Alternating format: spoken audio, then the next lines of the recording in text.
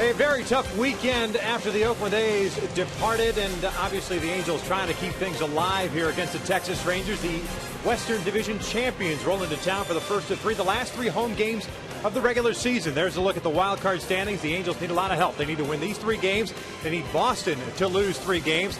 And oh, by the way, Tampa Bay is still in the mix, and they are leading the New York Yankees currently. We welcome you inside the Big A and back to Angels baseball here on Fox Sports West. I'm Victor Rojas along with my partner, Mark Gubiza. Yesterday was a very disappointing loss for the Halos, an opportunity to gain some ground in that wild card race, but all of a sudden the back's up against the wall. And I guess you've got to move forward. If you still have a chance, you still got to go out there and put your best effort. Yeah, Victor, obviously you still have a chance. You haven't been eliminated yet. You have an opportunity. If you win the ball game, then all of a sudden start feeling better about yourself. The thing about the Angels under Mike Scioscia, they've always been able to bounce back from a very devastating loss, and you can't sugarcoat that. That was a tough loss last night, two times with three-run leads. In the eighth and ninth inning, it fell apart. But the reality is you have some veterans. You have Dan Herron on the hill tonight. You got Torrey Hunter in the lineup. You got Vernon Wells. Veterans in there know how to respond back to take some pressure off some of the younger players. Provide some leadership and, of course, get some runs early and let Dan Herron go deep in the game. And knowing Mike Scioscia, he will give that baseball to Jordan Wall to be able to close it off if he has a lead late in the game. Well, we've been talking about it for a couple of weeks. This series in particular, the rotation is set up. You mentioned Dan Herron, Irvin Santana, Jared Weaver. Tonight, Herron facing C.J. Wilson. Well, C.J. Wilson will probably go 3 innings tonight. His stuff has been electric. He's throwing the ball very well against the Angels. 3 innings will probably be his max to try to keep the pitch count. But Dan Herron's a guy going for his 17th victory, well over 230 innings pitched. The guy's been outstanding as far as throwing a ton of strikes, 5-1 as far as strikeout to walk ratio. Look for him to go out there and do his normal thing, go deep in the game. And while Wilson might be only pitching 3 innings, the Rangers are running out their full lineup. Just about ready for baseball here at the Big A. Sit back and relax. We've got lineups and first pitch when we return.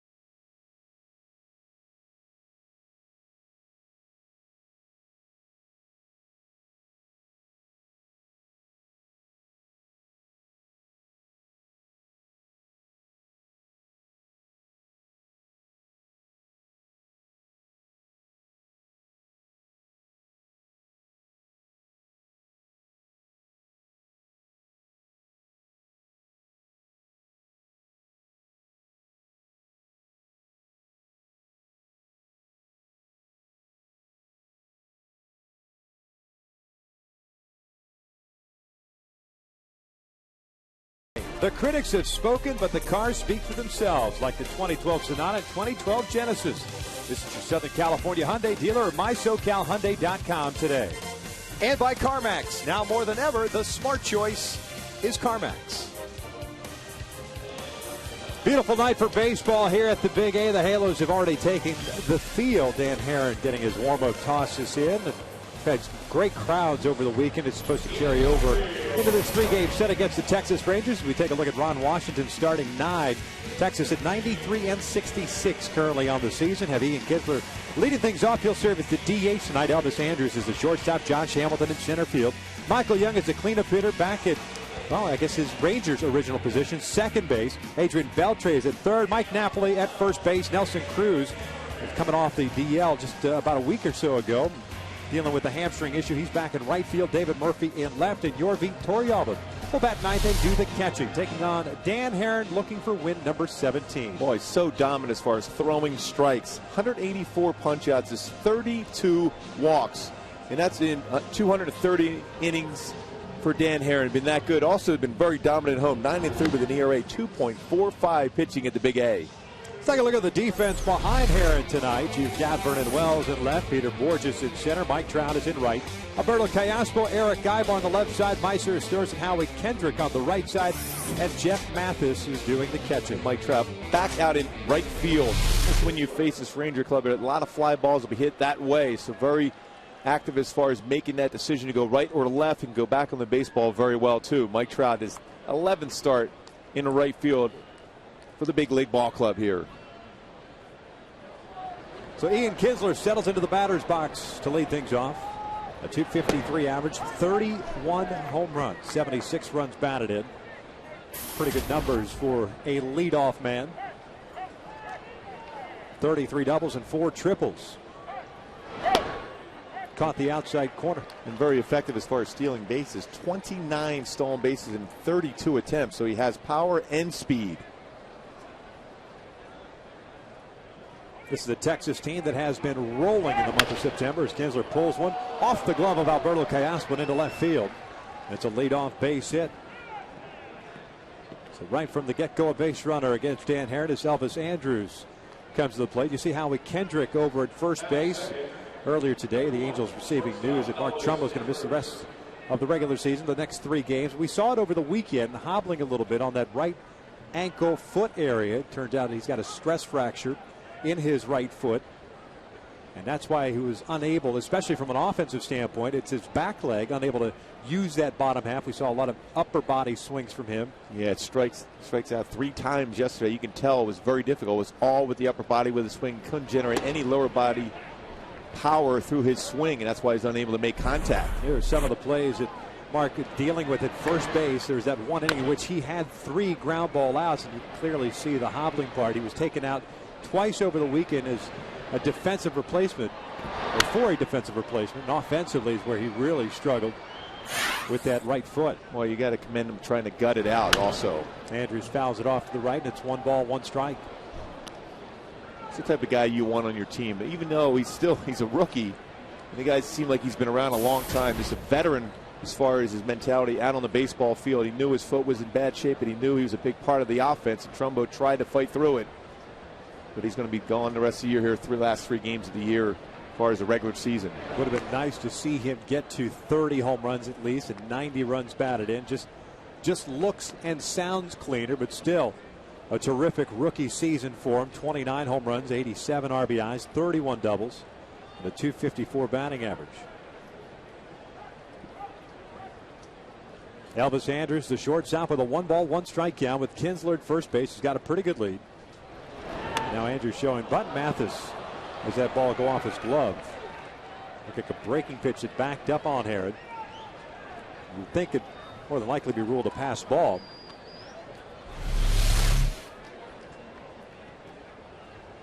It almost looked like it might have been a split finger fastball. He got underneath it. It's an odd reaction, almost what you would see if a catcher was crossed up on the pitch.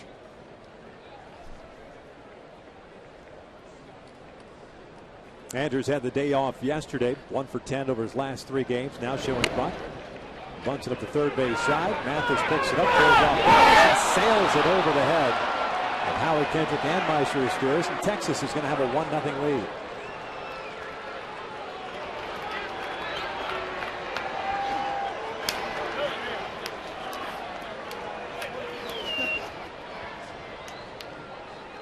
Andrews gets credit for a base hit. Kinsler scoring on the error. That's one thing about Texas. They will sacrifice bunt a lot. Now this bounces out there. He called it right away, although it's an easier play for the third baseman coming in because you're fielding the ball and your momentum's going towards first base as compared to a catcher who's got to spin and throw. But the communication was there. Mathis called the baseball. Hamilton, a swing and a miss on the first pitch. No balls and a strike. Scratch the base hit for Andrews. They're calling it a sacrifice bunt.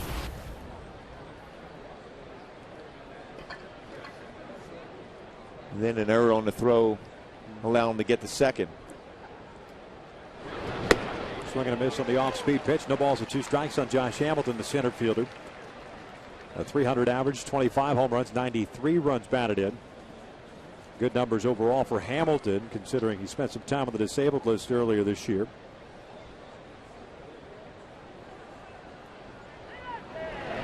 Swing and a miss. 3 off-speed pitches. Down goes Hamilton. There's out number 1. Let's take a look at our Hyundai key to the game. A little great white for you today, Victor. Face the day, an opportunity. Even though it's a must-win situation, you got to put behind you what happened in yesterday's ball game. Yes, it was a tough one. An opportunity with your veteran on the hill in Dan Herron to give you an opportunity to win a game, and hope for some of the veterans and the younger players could put some good at-bats together against the Rangers and win this game. Here's Michael Young, cleanup hitter and second baseman, looks at a breaking pitch down and away.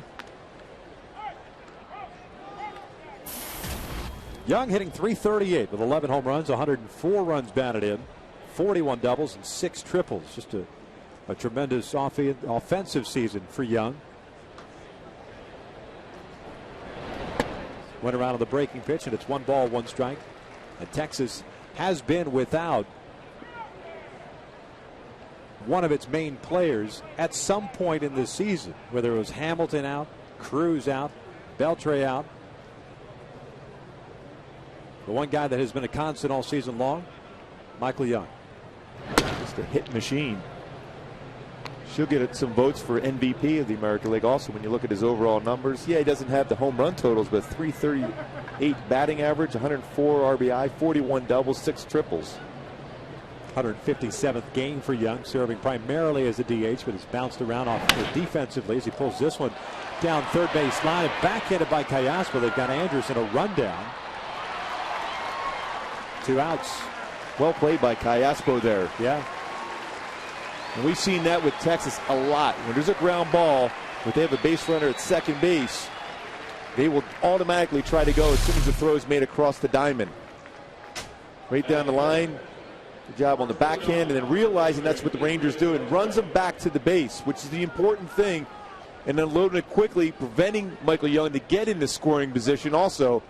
That's about as good as you can do as far as a quick rundown and getting the out and preventing someone else getting in scoring position. Yeah, 2 things come to mind as I watch that replay there is that Andrews either one thought that ball was by Callaspo and got kind of screened to the baseball as Beltre takes inside, or 2, he thought that he can win the foot race from where Callaspo was fielding that ball versus where he was as a base runner to the bag at third, because obviously if that ball trickles by Callaspo, he's going to score anyway. There's no reason to break at the time that Elvis did. They are extremely aggressive. Yep. 2 balls and no strikes. Ball's down the line. See Andrews breaking immediately. Callaspo hadn't even made an attempt to throw across the diamond. And Asturias applying the tag. So Young on board with the fielder's choice, and Beltre ahead of the count at 2 balls and no strikes. Hits this one out toward deep left field, chasing Vernon Wells back. Just shy of the track will make the catch. Texas scores a run.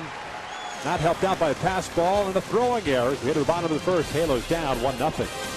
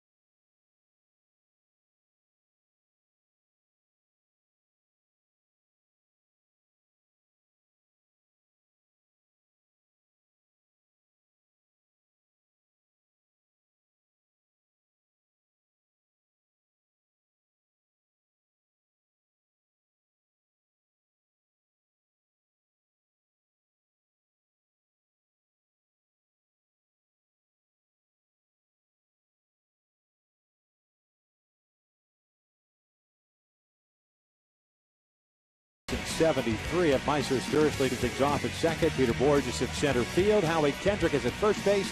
Torrey Hunter, the cleanup hitter, at DH. Vernon Wells is in left. Alberto Chaos with third. Trout in right field. Eric Ibar shortstop, and Jeff Mathis batting ninth.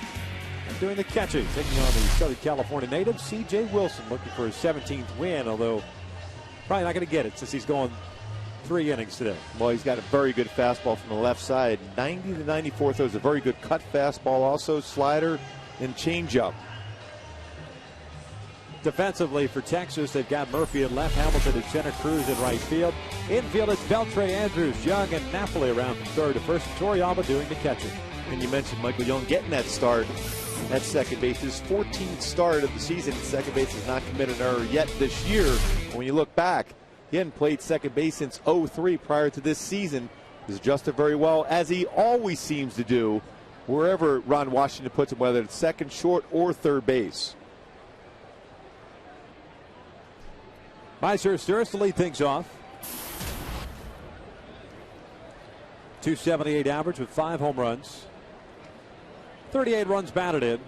Came on as a pinch hitter in the 9th inning last night and popped up to short.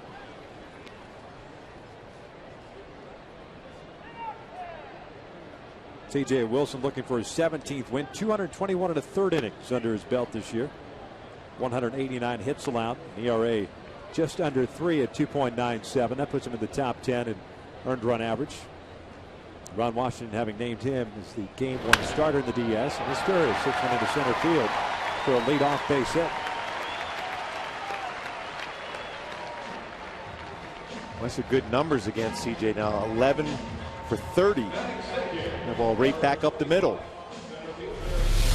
See, approach it. We've talked a lot of time about C.J. Wilson over the years, a guy that's going to live on the outside part of the plate, throws his curveball inside to keep you honest, but he's going to throw fastball, changeup away.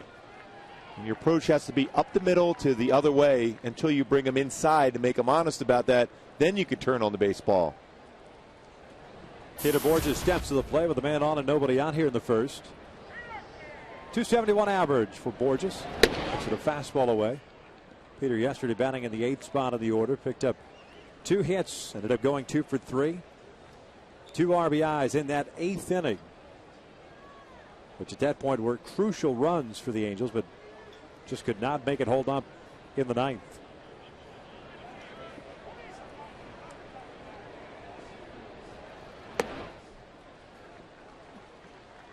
Borges ahead of the count at 2 balls and no strikes.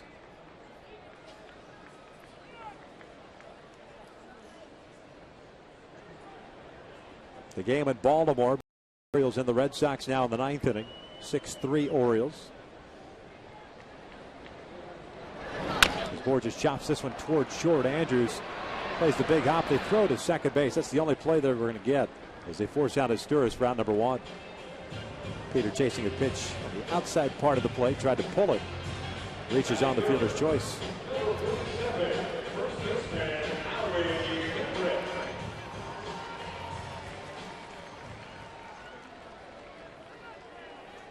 And the one thing that Mike Scioscia will do against C.J. Wilson that he doesn't do against most left-handed pitchers, he will attempt some stolen bases against him. He's allowed 22 stolen bases. Not the best move to first base. Fastball missing high. Dino flashing the signs. Kendrick yesterday had a 1-for-4 game. Had a triple and a run scored early. 1 for 12 on this homestand.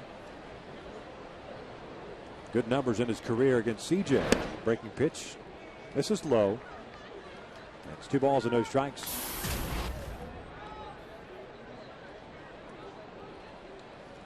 Now with 5 home runs, 12 RBIs this year against Texas.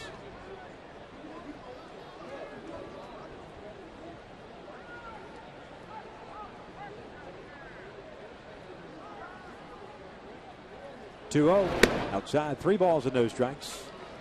Men in black tonight. Gary Darling, the crew chief, is behind the plate. Bruce Dreckman is over at first base. Paul Lamel at second, and the ravishing one, Rob Drake, over at third.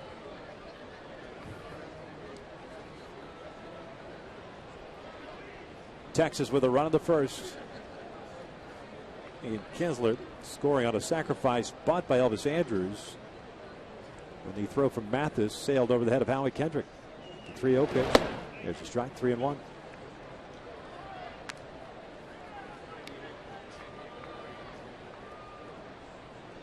Wilson coming off a no decision against the Athletics, allowing 2 runs, 5 hits, and 6 innings of work on the 21st. That was at the Coliseum.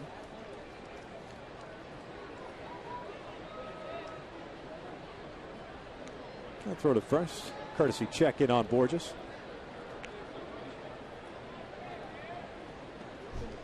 Sixth start for Wilson against the Angels this year.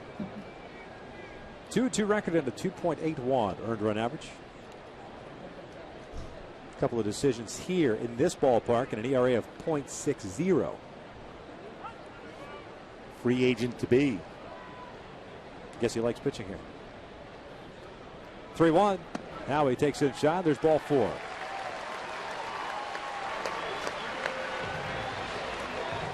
First walk issued by Wilson. Puts runners at first and second with 1 away. Torrey Hunter coming to the plate.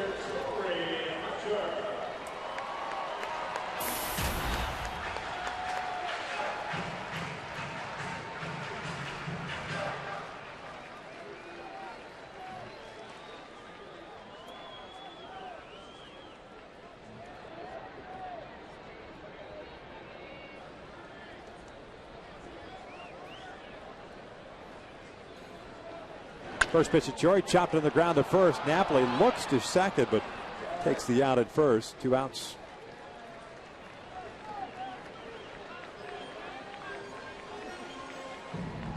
Borges advances to third. Kendrick to second base. Yeah, it looked like Mike Napoli didn't have a clear throw towards second base. Decided to take the out at first, especially given the second out of the inning. It's a wise decision by Napoli.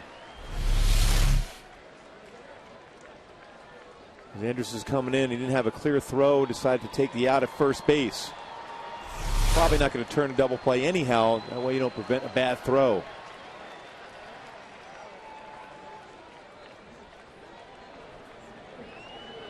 Here's Vernon Wells. Wells a 1-for-4 game yesterday. The one, his 25th home run of the year. 66 runs batted in. 15 doubles and 4 triples.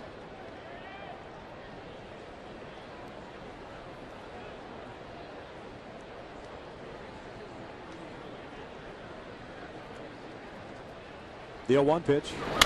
Lifted in the air in the infield. Elvis Andrews calls everybody off. The inning comes to an end as the Angels leave a couple of men in scoring position. One complete. Texas leads it 1-0.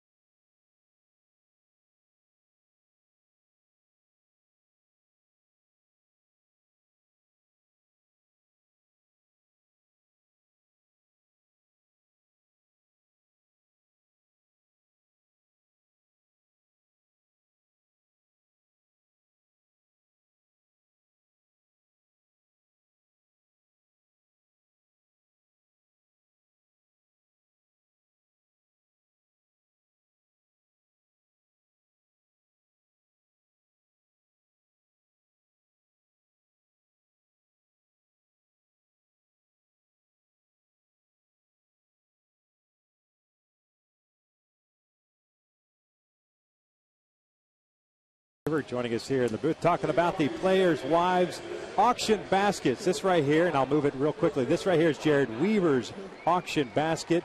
And Kristen, why don't you tell us a little bit about what the baskets entail and all the things that might be in those things? Well, what we did, a bunch of the girls got together, the Angels' wives, significant others, girlfriends, fiancés, and what we did was we included a lot of memorabilia, a lot of game-used items into these baskets, and you can go online and bid for them. But we've also included a lot of personal things of the guys, you know, just so people can get a feel of kind of what their personalities are like off the field. Jared's includes a basketball. He likes Dumb and Dumber. It's his favorite movie, so I included a DVD. Dumb and Dumber. No wonder we like that. Jared. Yeah, exactly. I was wondering why he's always talking to us. Yes. You know? Sorry. You should ask him to do some impressions of it. It's pretty good. I can see some Milk Duds in there, too. Milk Duds. I've put some Butterfingers in there, some games, a SpongeBob SquarePants beach towel. Nice. You know? Nice. I like that one. Yeah, so a lot of the baskets just include some personal things, you know, anywhere from cookbooks to their favorite games and whatnot. All right, I got to ask you, who are these items? They benefit the Angels Baseball Foundation, but if someone wanted to go online, where are they going exactly? If you go on to angels.com/auctions, they'll be right there. There's about 23 baskets that you can bid on. And the Angels Baseball Foundation supports a lot of the local charities and organizations, such as the Special Olympics of Southern California, Boys and Girls Club of Orange County, a lot of different little leagues and stuff like that. It had to be a lot of fun to put these baskets together from everybody there, because there's got to be some things in there you wouldn't think that the players really liked and stuff. So it's got to be a fun time for everybody. It is fun. It's cool to see, you know, the guys' personalities that you wouldn't, you know, like Jared SpongeBob. Who would have thought that he liked SpongeBob? We had SpongeBob up in our booth earlier in the year. That's right. He barely fit up here. Yeah. All right, you look at all the baskets all the time, or you've seen them as they were put together. Is there anything that stands out that's unique from one of the other baskets? Like Reggie Willits had a toy John Deere tractor? Right. What's Being cool, from Oklahoma? Yeah, makes sense. Howie Kendrick is actually really big on photography. So what Jody has included are a lot of pictures that he's taken on different road trips, and he's autographed a lot of those. That's cool. And she's included those. So I thought that was pretty cool. You know, we have to promote a lot of these things that go on through the year, and one of the things that we've done is promote this auction specifically. We've tried to gauge what kind of auction basket Gooby should put together. Now, I'm asking you sincerely now, if you were putting together a basket for Mark Gubicza, what's one of the things that would pop in your mind? I don't know. Maybe some turquoise and white dolphin striped shorts. I think those would be. Dolphin shorts, see? And you thought I was crazy. Yeah, that'd be perfect. That would be a great look. What about gumballs? Gumballs. We did see you put a lot of gumballs in your mouth the other night. That worked out very well. Yeah, my jaw is still killing me on that one. I tell you what, I've had a number of the guys come up to me and say that they thought it was one of the best things you'd ever done. That's the highlight of your broadcasting. You know you're having a great year when that's the highlight of the year when they talk about how many gumballs you got in your mouth. But, hey, it helped the team win a game, and that's all that mattered. That's awesome. Well, good call on the dolphin shorts, because that's kind of what we've all envisioned Gooby wearing. Especially back in the 80s with the mullet, as Murphy strikes out swinging. Kristen, thank you so much. And angels.com/auction is the place to go, and enjoy the offseason. Thank you so much. You got it. Take care. Texas still up 1-0.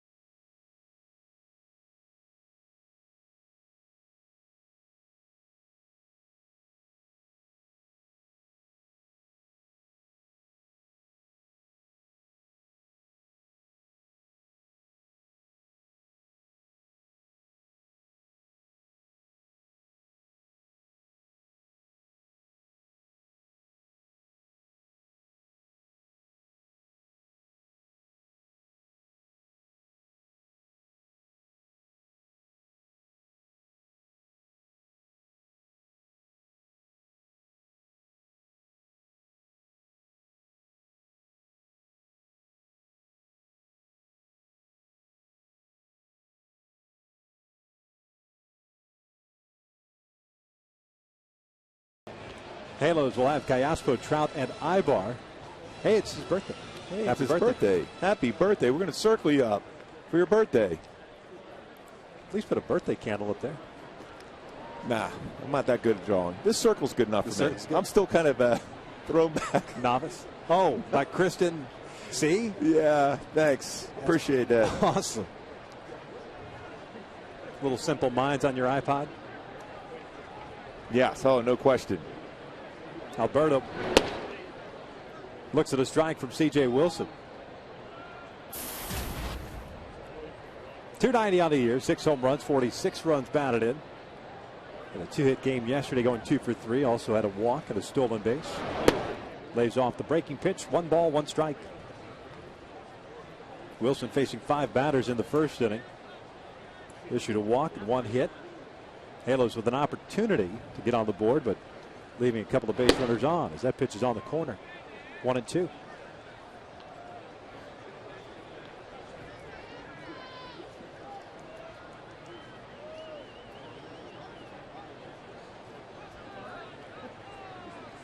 One-two pitch. Alberto grounds one to short. Elvis Andrus is there.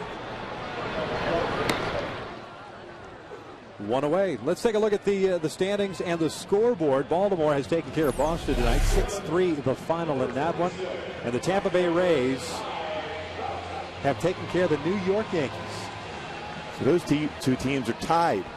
I mean, when you think about what Baltimore has done in this last month, the brand of baseball they have played, we saw it in Baltimore. They've been swinging the bats extremely well. If they get any kind of pitching, they're a dangerous team here in the end. Mike Trout looks at a fastball for a strike.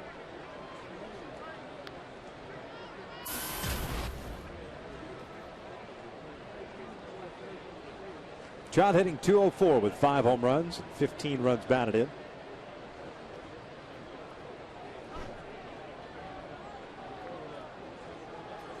Baltimore just 14-12 in the month of September, but when they've needed a W, they've picked it up. I guess needed it for another team. But Buck Showalter's certainly not folding to 10 going home. No, I mean, and they're coming to play every day, at least on the offensive side. I mean, they've been swinging the bat extremely well. Every one of those guys who had the lineup, 1 through 9, have been hitting the ball hard. Missed outside, and Trout with a 2-ball, 1-strike count.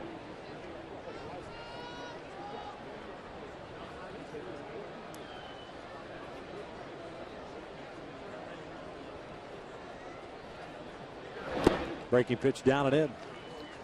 CJ a little frustrated with his location and command tonight here in the early going. Ibar on deck. Texas with a run in the top of the first inning. Andrus originally credited with a hit, then a sac bunt. Now it's back to a hit. Trout works the walk, second issued by Wilson. Man on board with 1 away, and Eric coming up. To be quite honest with you, Victor, when there was a couple times early in my career when we got a chance to go to the postseason, similar scenario where the manager says we're going to work you 2-3 innings, try to keep the pitch count down, keep you fresh for your first start in the playoffs. You just, for some reason, you just kind of lose your edge. We've seen that with a couple walks already in the game for C.J. Wilson. Now, granted, he will walk some batters on occasion, but the spots he's been missing with a lot, away or down in the dirt, tells you the mindset might not be there as far as going out there and thinking in terms of 8-9 innings, which he generally wants to try to do. Ibar looks at a strike on the off-speed pitch. I mean, Sabathia is not even pitching until the postseason. Would you have preferred that route versus something like this where at least you go out there for a couple of innings, stay sharp? Well, I mean, you look at what Roy Halladay did yesterday, I think it was, for the Phillies, went 6 innings. I mean, the mindset always is for a starting pitcher is to go deep in the game. Ibar looping one out to shallow left. It's a base hit. Trout will stop at second. I mean, plus, but you can understand where Ron Washington's coming from. You don't want to tax him out. Here's a guy this is his second full year as far as being a starter, and you're over that 200-inning plateau. So you want to keep him fresh. But the reality is sometimes you can create some bad habits when you're only going out there and just letting it go for 2, maybe 3 innings instead of your normal 7, 8. Well, he's at 25 pitches right now. Good pop, and just the command's just not quite there, at least right now. Jeff Mathis steps up with one out, runners at first and second. Similar scenario that the Angels had in the first inning. Fastball, strike on the outside corner. Jeff had the start yesterday, went 0 for 3.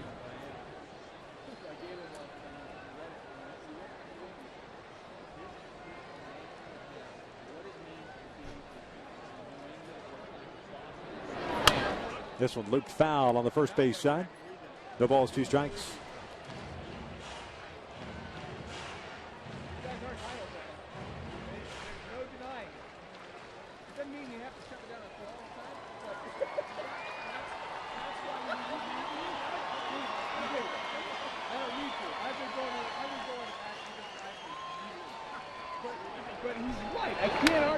Boy, missed a fastball right down the pipe. Fouled it straight back. Boy, try to sneak that fastball inside. 0-2. Mistake by Wilson. Just fouled straight back by Mathis. And again, getting back to C.J. Wilson, the bottom line is, too, he's scheduled to potentially pitch game 1 on Friday, so that's short rest. So that's another reason why you're seeing him 2-3 innings of pitching today for Ron Washington.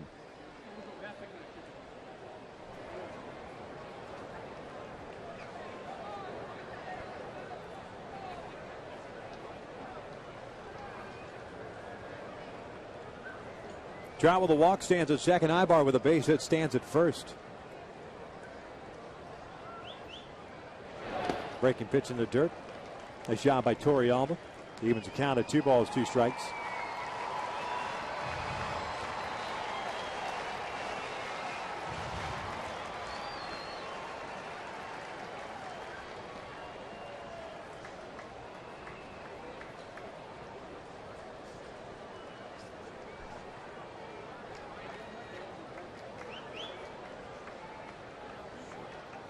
One-two pitch. Outside, full count.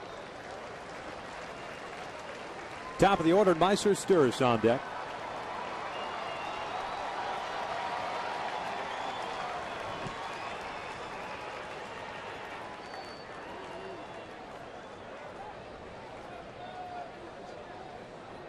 Pardon me, 2 balls, 2 strikes.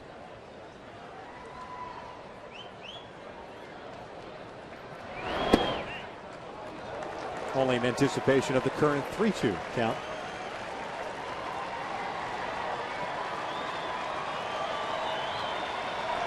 Great speed on the bases here, too, with Trout and Ibar. Should be going 3-2.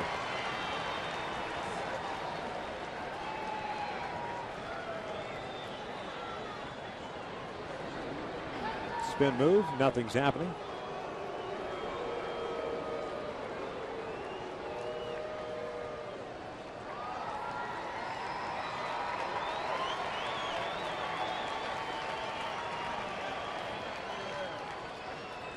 Runners take off. The 3-2 driven out toward right field. Cruz is back there. He'll make the catch. Everyone getting back to their bases. Trout to second and Ibar to first. So 2 outs.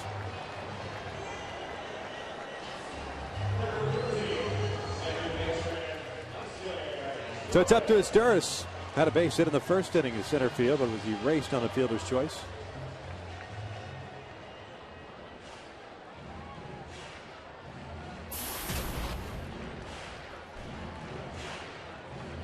Meiser this year from the right side of the plate. A .293 average, .269 from the left.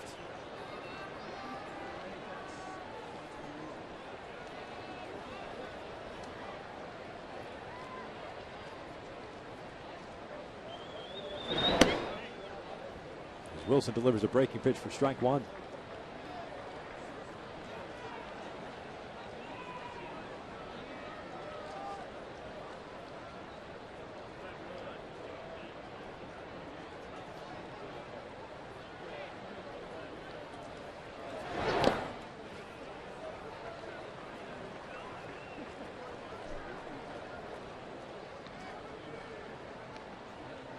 Wilson, a 5th round pick by Texas back in 2001.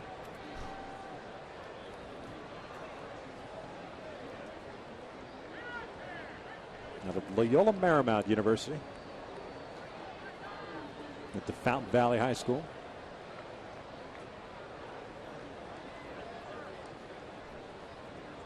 Looking back to Trout, who takes off. The 1-1 pitch is upstairs. No throw. Mike Trout and Eric Ibar both pick up stolen bases.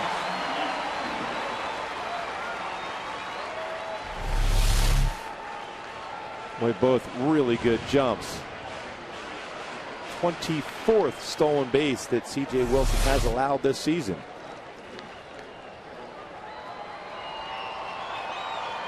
And depending on who the Rangers get locked up with in the playoffs, if it's the Yankees in the first round, and they're going to deal with that speed, especially with Brett Gardner and Derek Jeter and Curtis Granderson and their ability to steal bases. 2-1 pitch. The long speed pitch missing up and away. And with 3 balls and 1 strike. Is this a start in which you see a guy working on certain things? More like a spring training type of start? The mindset may be coming in the net, but once you get on that mound, I think your adrenaline just changes it back to what you're normally going to do, and that's competing and not worrying about just trying to work your changeup in or your curveball. But he has that ability to utilize both those all-speed pitches in fastball counts like we saw there and a changeup. But the reality is your competitive nature always just takes over once you're in the game mound, especially in front of a huge crowd against your rival. Yeah, you want to do well.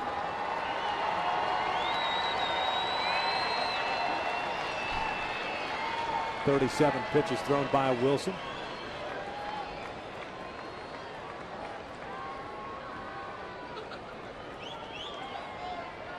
And a 3-2. Meiser lost one in the air toward right center field. Playable for Josh Hamilton. And for the second straight inning, the Angels leave runners at second and third base. 2 complete, and the Halos down 1-0.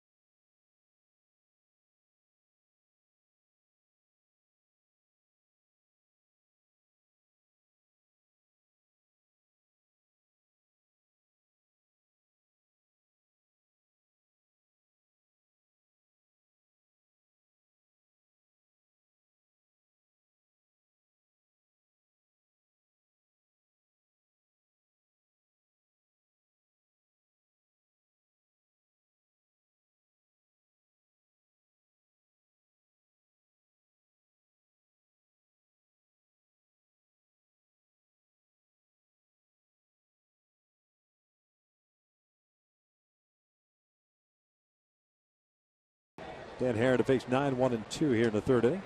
Toriyama, Kinsler, and Andrews. Dan with 3 strikeouts. 2 hits allowed. Coming off a 1-2-3 second.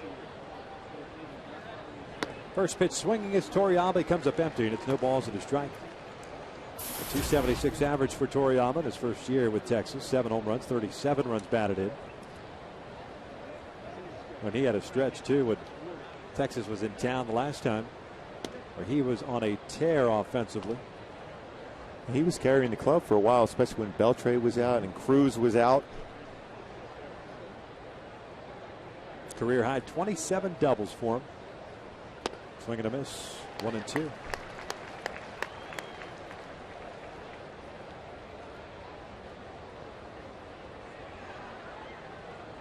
Got a 326 average over the last 39 games for Toriyama.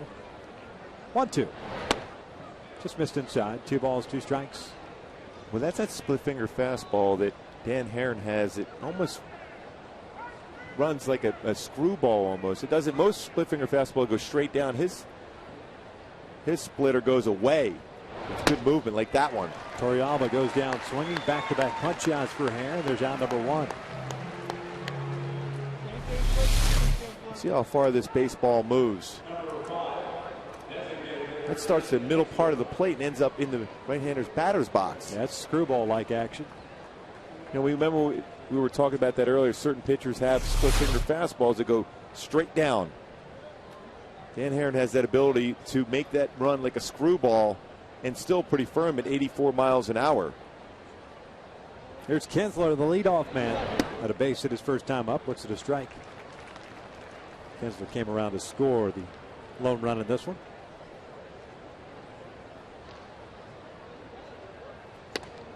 Just off the plate, and it's 1 ball, 1 strike. And when you look at how many strikeouts, 188 so far this year for Dan Herron, just 32 walks. Kinsler showing bunt, bunts it up the third base line, and kicks left. A 1-2 count, not a bad idea. Cayaspo is playing back.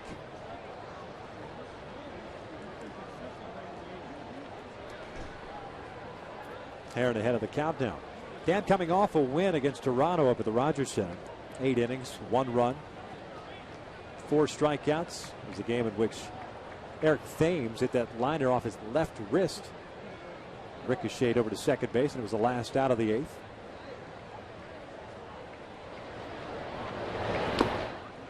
Two and two now.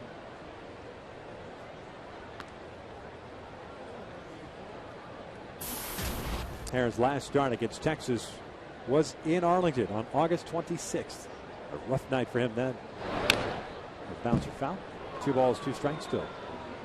This being the 4th start for Herron against the Rangers this season. 17th overall.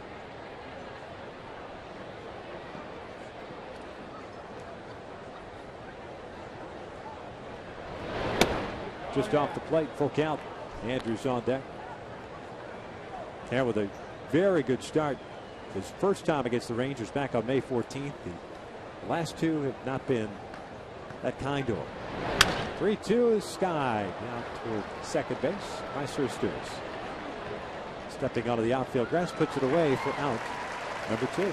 Fans, follow the Halos at foxsportswest.com/Angels. You can read all of Joe McDonald's columns down the stretch. And check out our Angels poll question. Who do you think is the Angels MVP this season? Now, we know that Mark Trumbo has been awarded the team MVP by the guys in the clubhouse, but we want to know from you. We want to hear your opinion. Who you think the Angels team MVP is this year? A lot of solid candidates on that list as Andrews takes the strike. I'm sure Weaver will get a lot of votes himself when you think about what type of year he has put together.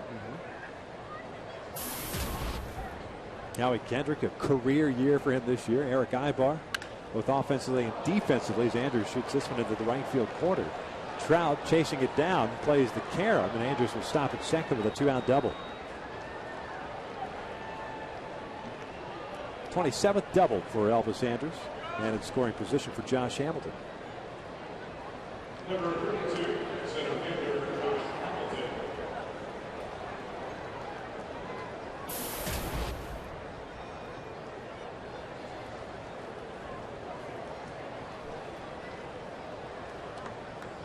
Well, Dan Herron got Josh Hamilton last at bat on a lot of off-speed pitches. Pulls the first pitch, may have broken his bat. It did. Well, that's pitching. You have a guy that's up there at the plate. You threw 2 split-finger fastballs and a breaking pitch in the dirt to get him swinging and missing. Then the first pitch you throw, because he's kind of guessing along with you too as a hitter, you throw a cut fastball in the hands and shatter the bat. That's what makes Dan Herron so good.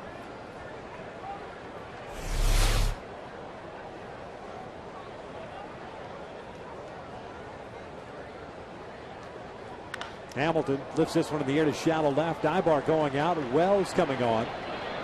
Ibar makes the catch. The inning comes to an end. No runs. A 2-out double to Stratton in scoring position. We're in the bottom of the 3rd. Texas still up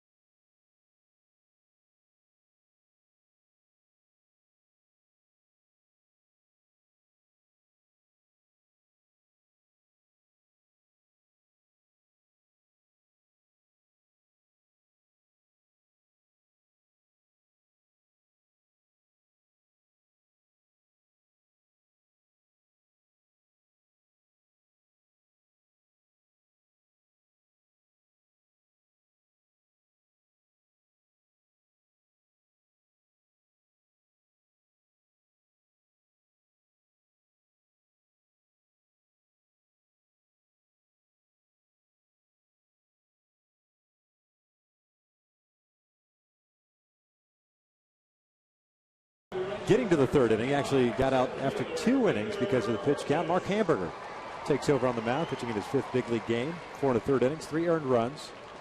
And his major league debut on August 31st. Good story, too. A kid out of St. Paul, Minnesota, born and raised. That's where he lives as well. Signed out of a tryout camp by the Minnesota Twins. And then Texas acquired him in exchange for Eddie Guardado. Everyday Eddie. Yeah, back in 2008. When I was with Kansas City, we had a guy named Rusty Meacham. You remember that name? Yeah. Oh, he was signed out of a tryout camp, and he had a phenomenal 2 or 3 year run for the Royals out of the bullpen. So you just never know. You want to get that opportunity to be seen. Peter Borges to lead things off here. The first pitch is up and in. Another guy pops into mind, just because I remember him from my brief stay in Arizona with the Diamondbacks, Rod Barajas. Talk about carving out a pretty nice career in the big leagues. Does he have 16 home runs this year? Yeah. Southern California native. Borges has a 1-ball, 1-strike count. Peter hit into a fielder's choice and was stranded at third base. He's 0 for 1. Swing and a miss on the off-speed pitch. It's 1-2. Hamburger down a AA, AAA combination this year. 8-4 and a 3.39 ERA in 42 games, 4 starts. Borges goes down swinging. Toriyama flips over to Napoli. The strikeout is completed. There is out number 1. And that's a tough thing for a hitter. You haven't really seen the pitcher before, and he's got a pretty firm fastball, especially the first pitch he threw was high. And the strike zone at 95, then able to throw a slider and a split finger fastball. The old effectively wild mentality. Exactly. And you saw Torrey Hunter asking Borges as he ran by him, what does he have? And I mean, he swung at that pitch as if he couldn't see the ball real well. Also, that last pitch at 91.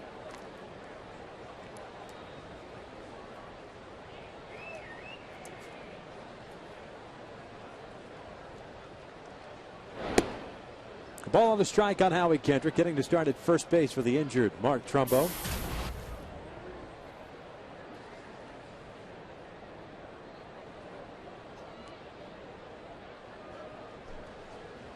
Upstairs, 2 balls and 1 strike.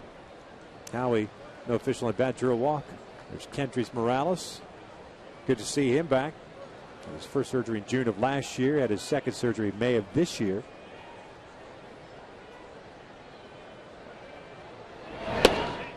2-2. Amazing thing about him, and I still go back to spring training. And watching him take at batting practice, watching him field, never once he had an indication that he was going to have a second surgery. You just knew that there was something going on there, and he kept saying that on a daily basis. Now he bounces it foul, 2-2 still. Well, the good sign is when you see him there with a smile, generally that tells you that things are progressing pretty good for him. It's still a work in progress. You want to be healthy, you want to be ready to go in spring training, and probably get a lot of his at-bats at the DH spot. But the reality is most players, most athletes will give an indication of the smile on their face and how they're walking around if they're feeling good. Howie with a base hit with 1 out here in the bottom of the 3rd.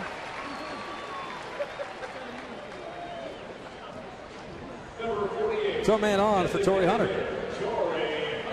Halos have had base runners in this game. They've left 4 on base, all 4 in scoring position.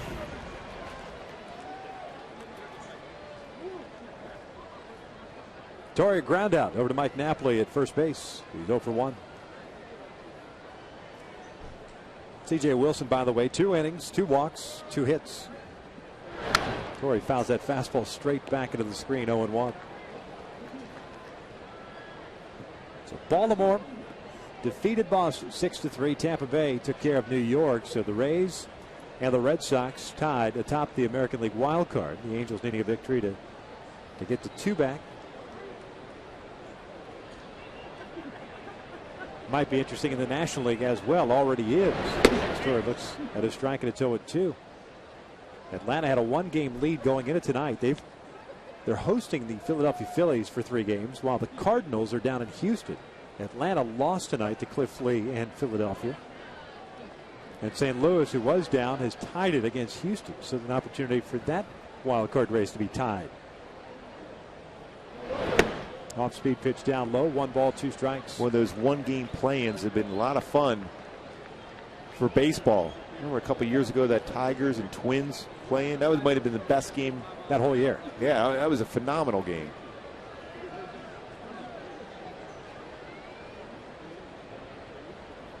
Quick throw to first. Howie back.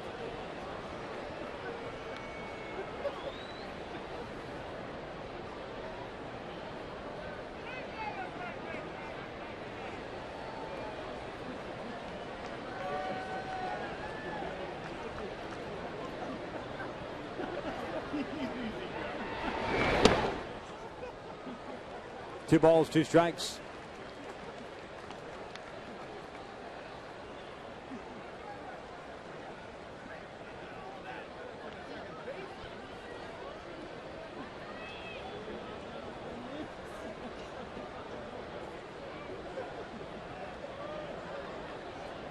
Both teams with 3 hits tonight. 2-2. Torrey fouls it back.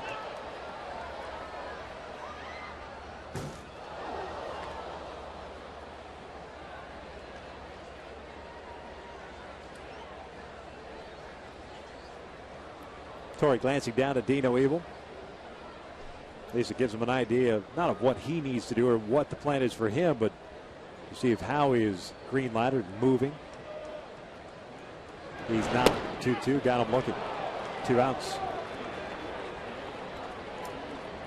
2 strikeouts in the inning for Hamburger. Fans join the Angels in Tempe, Arizona next spring with the 2012 Angels official spring training package. You'll get the best game tickets, hotel accommodations, great merchandise, and an exclusive barbecue with appearances by members of the Angels coaching staff and spring training roster. Call 1-800-8-WARM-UP to reserve your spring training package today. You're a big fan of barbecues? Oh, no question. You live by those words. If it's free, it's for me, and I'll take 3. At least. Got to do what you got to do.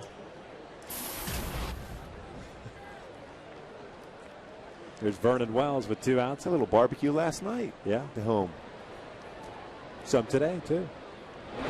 Vernon drives one out toward left center field. Playable for David Murphy. This one off the end of the bat. And that will end the inning. No runs, 1 hit, 1 left on. 3 complete. Texas leads at 1-0.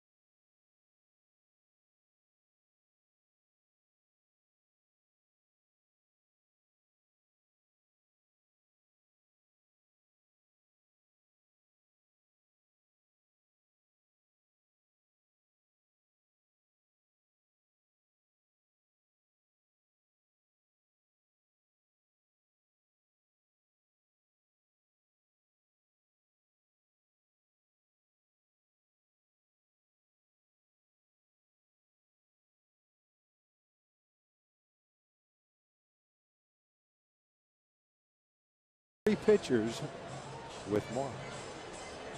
Roy Halladay has to be one of those guys. Is that because you're a Philly guy? No, I just like to watch him pitch when he was up Toronto, too. I mean, he was a guy that, even if he was up 10-0 and he gave up a run in the 9th inning, he was upset. He was a perfectionist. It's like you look at Dan Herron, you look at Irvin Santana, you look at Jerry Weaver, all those guys, when they give up a hit, they're not real happy about that. That's what you want out of your guys in your rotation. Guys that want to compete and want to high five after 9 innings of shutout baseball.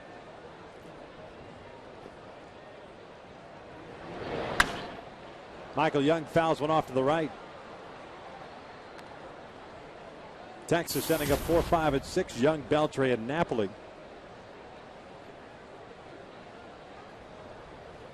Young reached down a fielder's choice in the first inning. A terrific play by Alberto Callaspo to the backhand. Here's the 0-1. Outside. 1 ball, 1 strike. Herron with 4 punch outs. No walks, 3 hits allowed.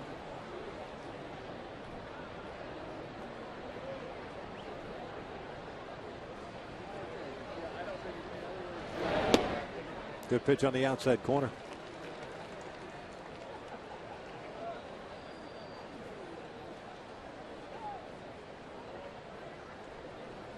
Young with a 5-game hitting streak. 11 for 20 through that stretch. Fouls this one back. It's still at 1-2. We wonder if Dan Herron will try to sneak a fastball inside now. You can see by that swing that Michael Young is looking away, whether it's looking for that slider or the split finger fastball.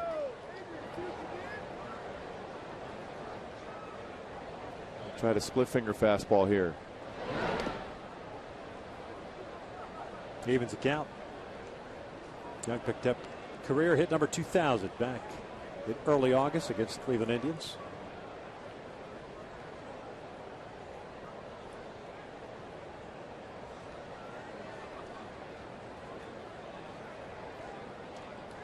Two on its way.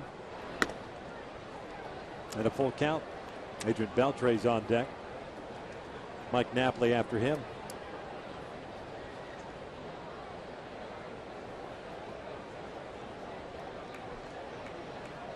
There's the payoff.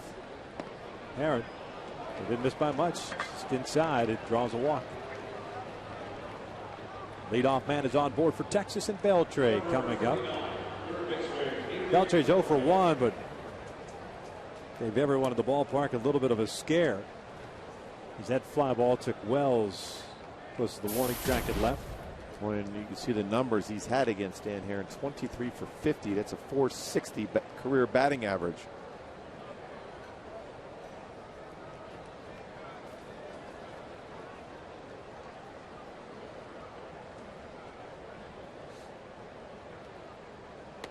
Takes a strike. Beltre 293 on the year, 30 home runs, 101 runs batted in.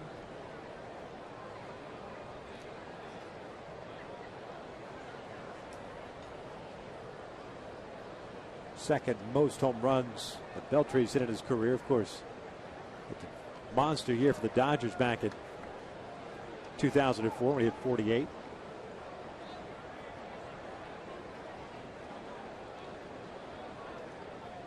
I remember seeing it hit a lot of those to the right center field at Dodger Stadium, which is not an easy thing to do. Ball doesn't carry real well at night at Dodger Stadium, but he had that type of power.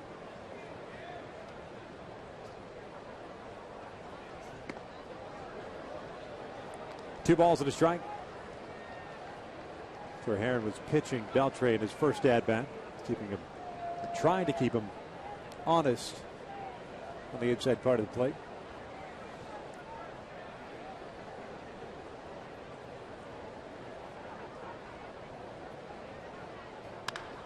Drives this one out toward left center field, chasing Wells back at the warning track at the wall.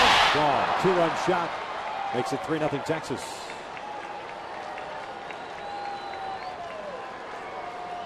Well, I was just going to say, when you're facing a hitter that has had a lot of success against you, and you throw a pitch on the inner half and it's really not a lot of movement by the hitter, well, it's a tough task to get him out. And you can see right after that, the next pitch that Dan Herron threw, he hits out of the ballpark to left center field.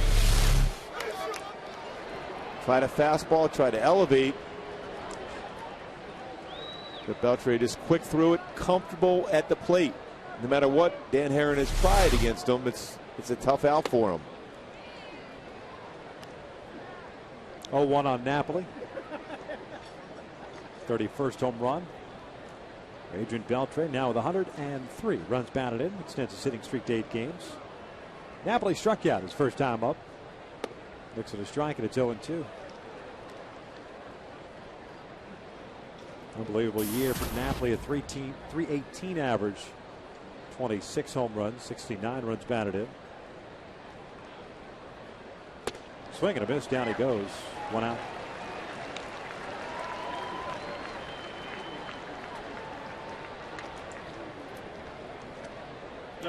Strikeout number 5 for Herron.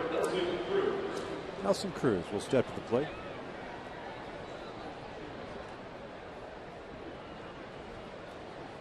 When you think about how hot he is getting right now before the postseason starts, probably on Friday for the Rangers. 11 home runs his last 14 games.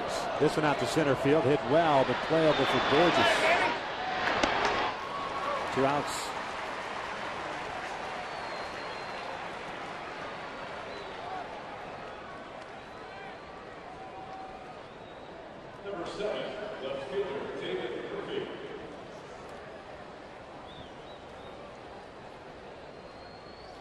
So Cruz now 0 for 2 on the night. Here's David Murphy, the left fielder, struck out in the second.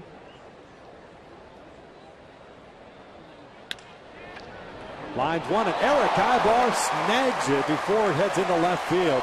It's the 3rd out of the inning, but Texas tacks on 2 runs on Beltre's 2-run home run. Angels trail at 3-0.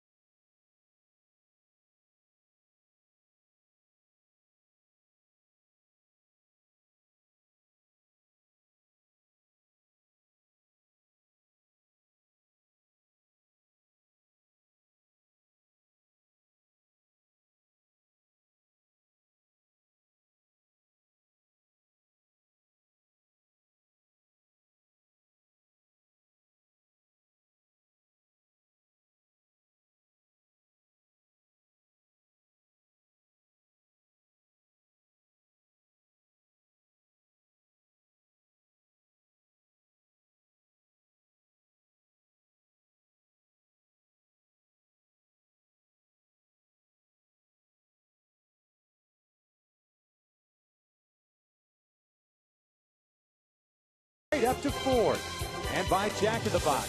For a limited time, Jack's really big chicken sandwich combo is back for only $3.99 plus tax at participating restaurants. Angels down 3-0 here at the bottom of the 4th inning. Mark Hamburger for his 2nd inning of work.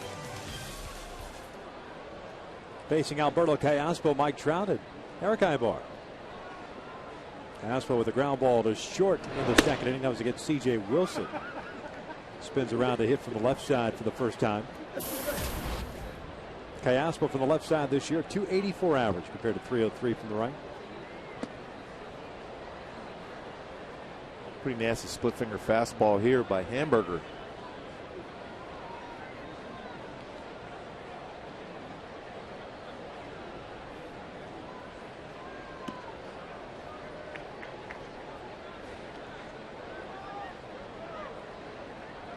Alberto ahead of the count at 2 balls and 1 strike.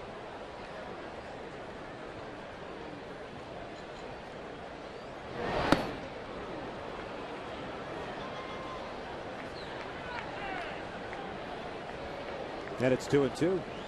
Texas with 3 runs on 4 hits. They've left 2 on base. The Halos, no runs, 3 hits, 1 error, 5 left on base. First 2 innings, 2nd and 3rd, 1 out. 4 guys left on.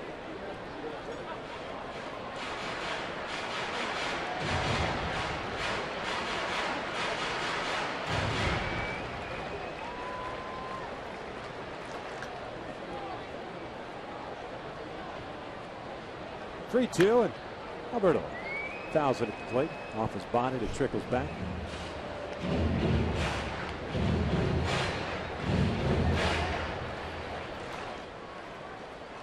Trout drew a walk in his first plate appearance, was stranded at third base. 3-2 again. Outside, there's a leadoff walk. Let's go back to our AT&T trivia question. Dan Herron over the last 3 seasons, the last 7 years, pardon me, 101 wins. Who are the only 3 pitchers with more than that? CC Sabathia, Roy Halladay, Justin Verlander.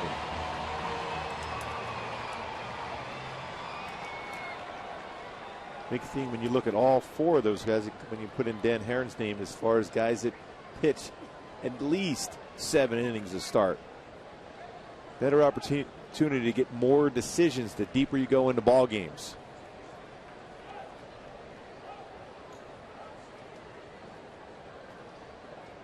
Trout looks at a fastball that sails up high, and it's 1 ball, no strikes. Mentioned that walk that he had, and also picked up a stolen base.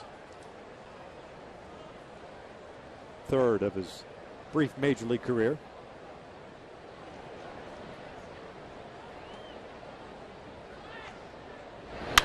Lines this one to second. Young flips on to first and a double play. 2 outs.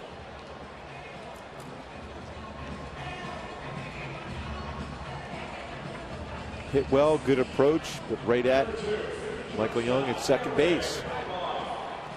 Nothing you can do as a hitter there. All you can do is what you're supposed to do on a pitch away, hit the ball hard the opposite way. Young in position to catch the ball and double up. Callaspo at first base. So 2 outs and the base is clear for Eric Ibar, who had a base hit in the second, 1 for 1.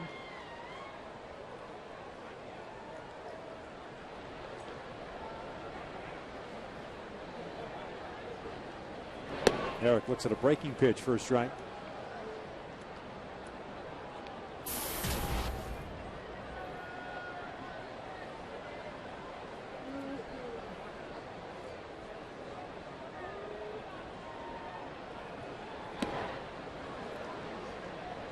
Oh, and 2 the count.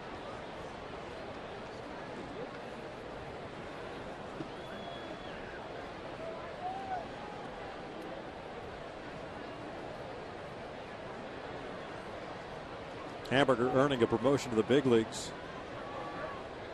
with a strong performance toward the end of his AAA season. That pitch is down low. Last 11 outings at AAA. A .94 ERA, 5 walks, 22 strikeouts, an opponent's batting average of 176.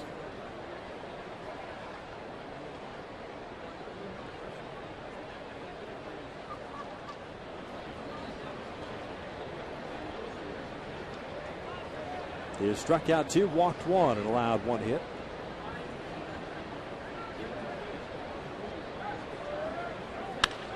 High ball lifts one in the air toward right, chasing Cruz back. Now in the inning. No runs, no hits, nobody left on. 4 complete. The Angels down 3-0.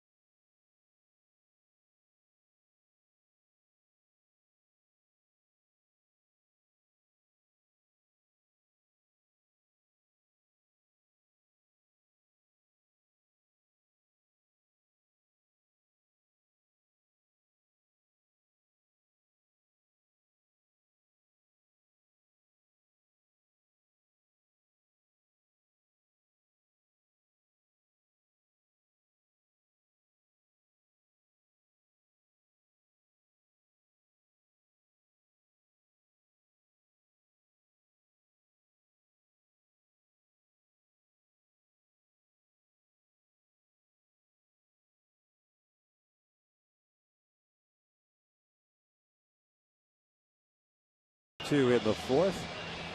Must-win situation for the Angels, and they got some help tonight with Baltimore taking care of Boston, but the Halos still have not figured out C.J. Wilson nor Mark Hamburger in his 2 innings of work so far.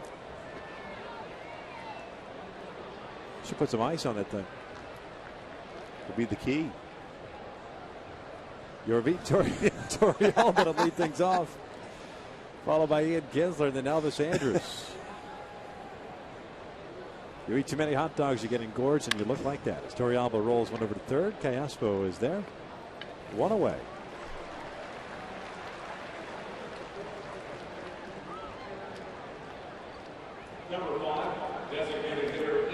Now, one of the big stories, aside from what's going on in the postseason, is this whole brouhaha that came up in Chicago today. And it's resulted in the fact that the Chicago White Sox have basically released Ozzie Guillen from his contract. He was under contract through next year. Currently met with owner and chairman Jerry Reinsdorf over the weekend. Had another meeting with him today. And in a press conference earlier today, or not press conference, but you know, the media scrum. Kinsler pulls one over to third, backhanded by Callaspo. A throw dug out by Howie, 2 outs. Someone asked him, hey, is it about money or about years? He said, no, it's about getting paid. Well, apparently, rumors started that White Sox and the Marlins were trying to work out a trade. The White Sox basically have just released him from his contract. Won't be in uniform the next 2 games. And the rumor is that the Florida Marlins are going to announce him as the manager after Wednesday's game down in South Florida.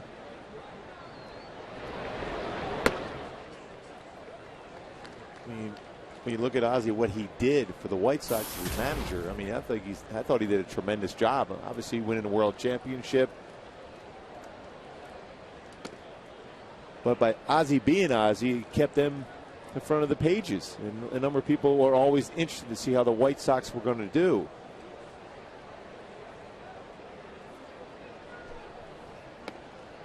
Andrews looks at a strike, 1-2. It will certainly bring some life or breathe some life into a franchise desperate for an identity down in South Florida, moving into a new ballpark next year. 2 balls, 2 strikes. That'll definitely create excitement. There's no question about it right away. Apparently the Marlins are willing to spend some money going into the new ballpark. Yeah, one heck of a young player, Mike Stan, that's for sure. Outside, full count. And if Johnson comes back, their ace of their staff, they have a number 1 that could match up against anybody's number 1. 3-2. This one out toward left center field, a base hit. So Andrews, a 3-hit game now, a single, a double, and another single. It keeps the inning alive for Josh Hamilton. Number 32, center fielder, Josh Hamilton.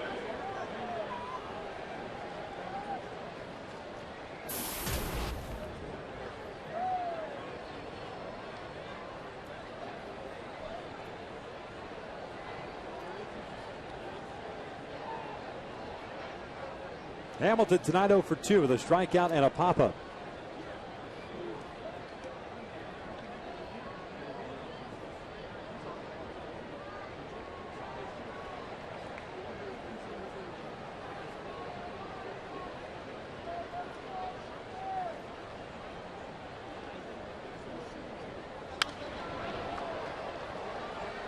Hamilton in swing mode, that's for sure.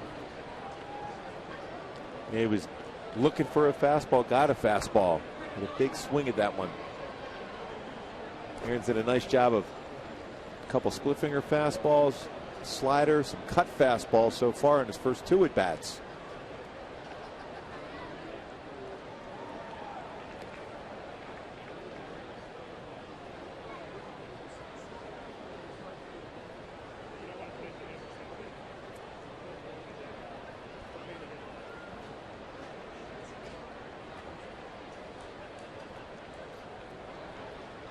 Oh, 1 pitch.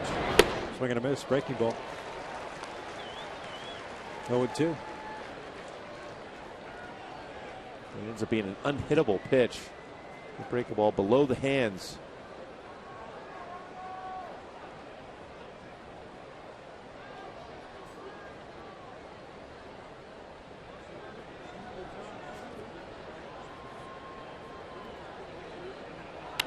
Pulled to the right side and threw into right field. Andrews rounding second, trying to go to third. The throw from Trout is not a time.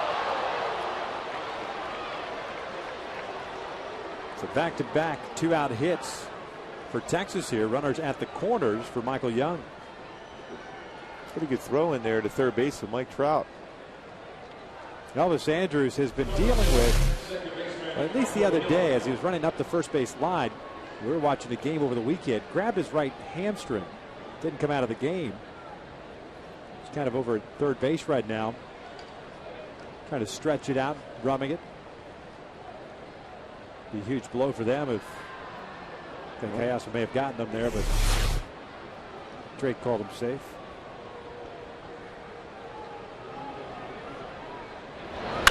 Michael Young shoots one out toward right center field. Peter Bogus is there. Makes the catch. The inning comes to an end. Into the bottom of the fifth. Halos still down.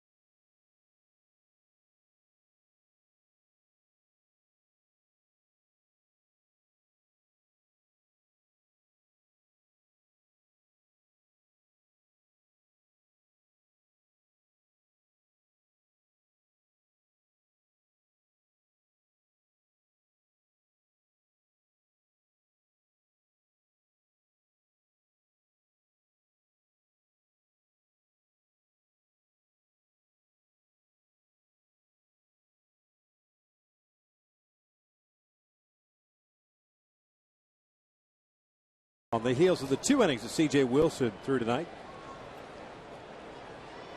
Jeff Mathis leading things off.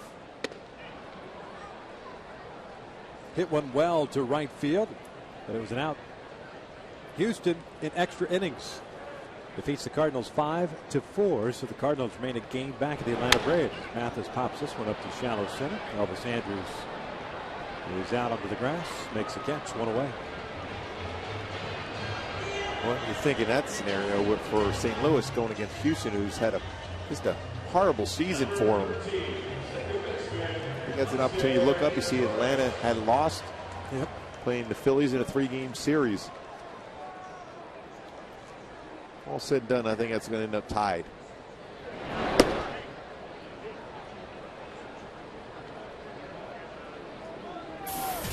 No ball to the strike on Meister Sturris, a leadoff man.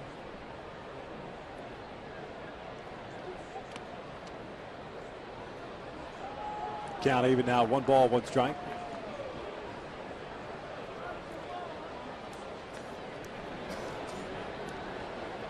There's still a battle too between Milwaukee and Arizona, as this one's grounded as short. 2 outs now. As far as the next best record between Milwaukee and Arizona, Milwaukee holds a game advantage over the Diamondbacks. After things started today, the Brewers would play the Atlanta Braves, and Arizona would have to take on the Philadelphia Phillies. So there is incentive to keep winning.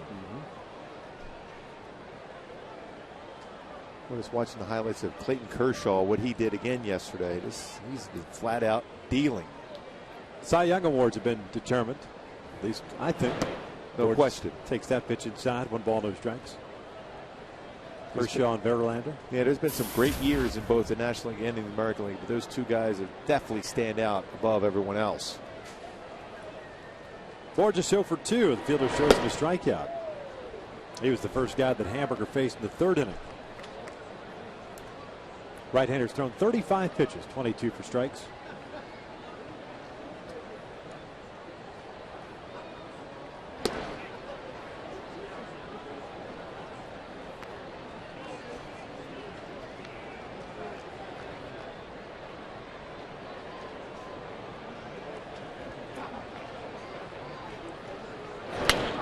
Foul off to the right. Count even now, 2 balls, 2 strikes. As it stands right now, Irvin Santana is scheduled to make the start tomorrow. Going up against Colby Lewis.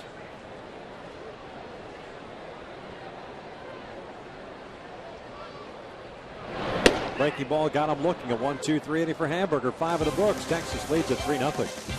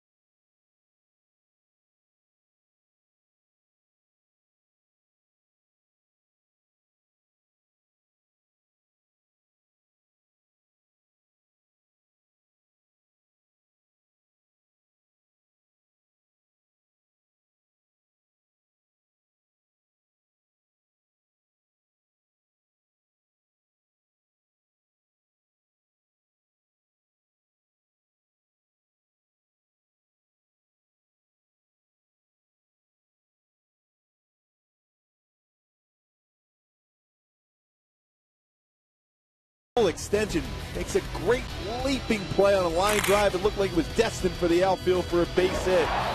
Nebar continued to shine at shortstop. And that was our Coors Light free scan brought to you by Frost Brew Coors Light. Texas with a 3-0 lead here in the 6th inning. Adrian Beltre to lead things off here against Dan Herron. Beltre 1 for 2, a fly ball to left and a 2-run home run. That was in the 4th.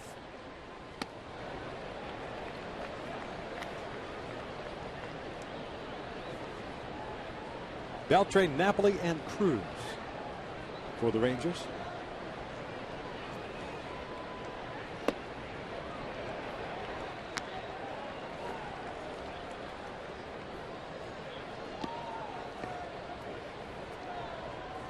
No balls and 2 strikes. Herron with 5 punch outs, 1 walk. 6 hits allowed. Swing and a miss. Down goes Beltre. There's out number 1. Well, he threw him 3 straight split finger fastballs. Brings up Mike Napoli. Staying on top and is able to get that one to go straight down for Dan Herron. Started off his first 8 batters he faced, threw only 3 first pitch strikes, but since then 14 batters faced, 14 first pitch strikes for him. Make that 15. Yep. Yeah, we were talking about the National League and best record and stuff like that. Same goes in the American League with Texas and the Tigers. Tigers a game back at Texas. They won tonight, 93-67 on the year. Texas with a win today would be 94-66. For the honor and privilege of playing the New York Yankees. First game being in New York. Yep. There's a lot of incentive for both the Tigers and the Rangers to continue to play good baseball. Assuming the wild card comes from the East. Strike on the outside corner. Down goes Napoli. A hat trick for him. 2 outs. Fans, Angel season seat holders making the commitment to renew for 2012 have been entered into a sweepstakes for a new iPad 2. Today's sweepstakes winners are Steve Klein, Ron Young, and Sherry Hayes. Congratulations. Thank you for your renewal. To renew your season seats, log on to angels.com/SSH.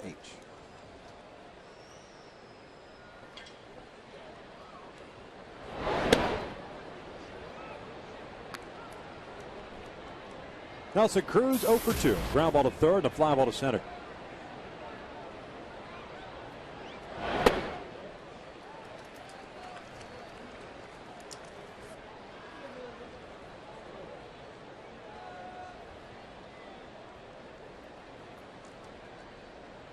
One on its way. Grounded toward short. Ibar gets around it. Off balance throw. 1-2-3 inning for Dan Hare. We head to the bottom of the 6th with the Angels trailing it 3-0.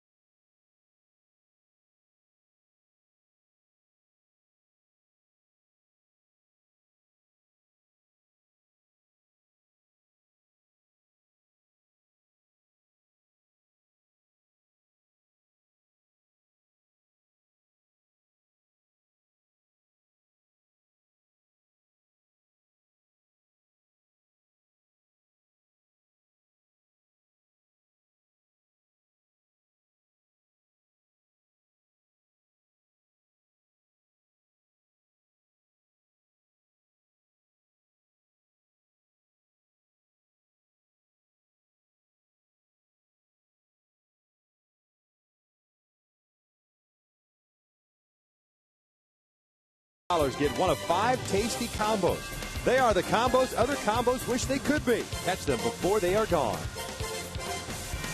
Halos down by the score of 3-0 here in the bottom of the 6th inning. Howie Kendrick, Torrey Hunter, Vernon Wells to face Mark Hamburger, native of St. Paul, Minnesota, who has shut down the Halos through his first 3 innings of relief of C.J. Wilson. Delivers a strike here. 2 strikeouts, 1 walk. 1 hit allowed by Hamburger. Throwing a lot of strikes. He's thrown 41 pitches total so far, 27 in the strike zone. Almost gets Howie. He evens the count of 1 ball, 1 strike.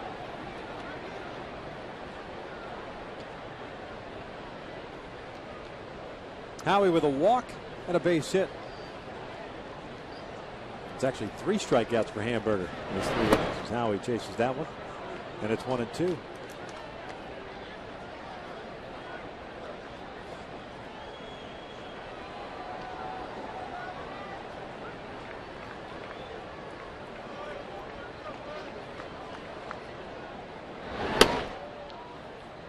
Two balls, 2 strikes. The left-hander Darren Oliver now is up.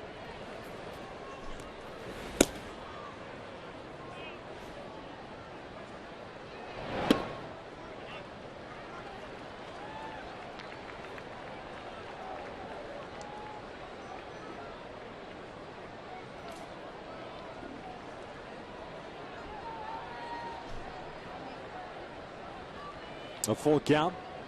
Torrey Hunter on deck. Howie lifts one in the air toward right. Nelson Cruz coming on, makes the catch for round number 1.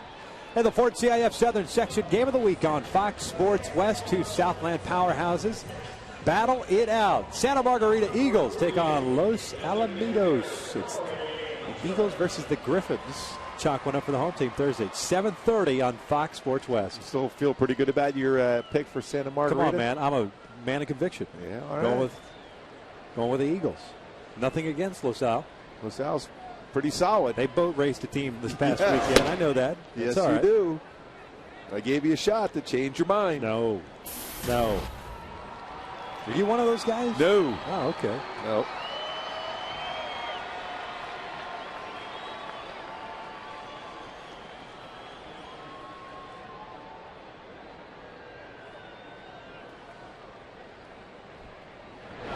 Torrey is swinging a miss. A loft speed pitch. It's no balls, 2 strikes. Well, Hamburger's throwing a good fastball, 91 to 95, a split finger fastball, slider, and a curveball.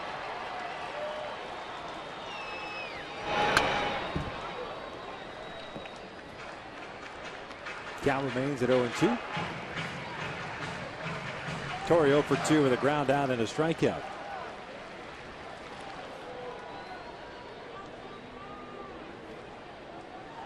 0-2 pitch.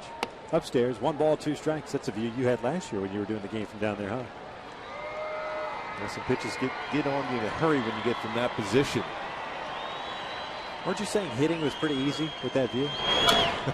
Yeah, of course I did. I always said that when I was on the mound. Everyone used to say it's the hardest thing to do in sports. I said, well, it didn't seem that way when I was throwing it. Right. It wasn't that difficult. That's the view you're going to get from the dugout view tomorrow night. Torrey out toward left center field, giving chases Hamilton. He's not going to get there. 1 hops off the fence, and Hunter into scoring position with his 24th double of the year. See, it's easy to hit, especially when you're Torrey Hunter. You continue to stay on fire here the last couple months.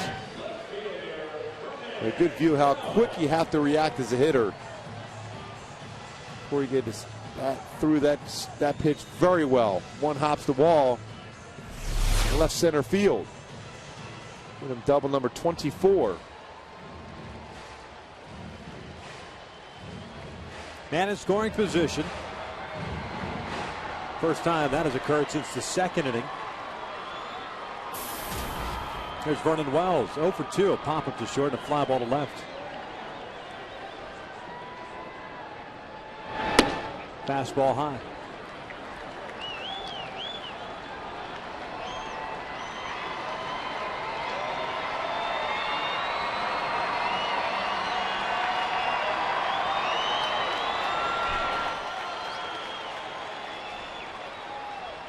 Hamburger getting ready to throw his 54th pitch of the night.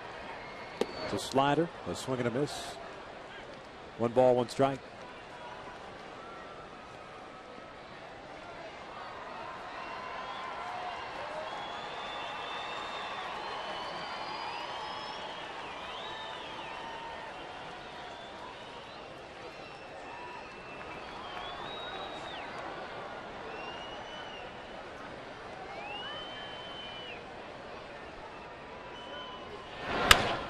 In the air to center. Hamilton comes in. 2 outs. 0 for 3 game for Wells. Torrey still in scoring position for Alberto Callaspo.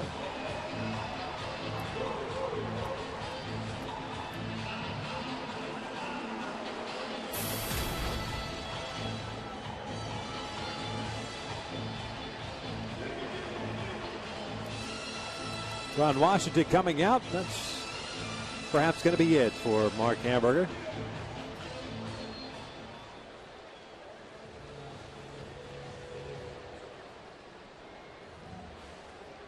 They're going to bring in Darren Oliver. So we got ourselves a pitching change here in the 6th inning with Texas leading at 3-0.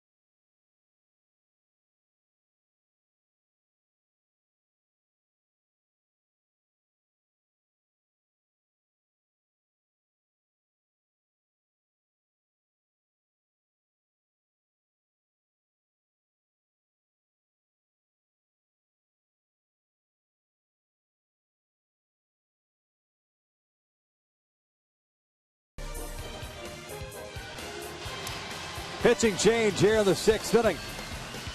Halos down by the score of 3-0. I want to remind you that Wednesday, folks, is Kids Free Ticket Day at the Big A. Kids 12 and under receive a free ticket to the Angels game with a full-price paid adult admission. This offer is only available at the Angel Stadium ticket windows. Limit of 5 free kids tickets for every full-price paid adult ticket.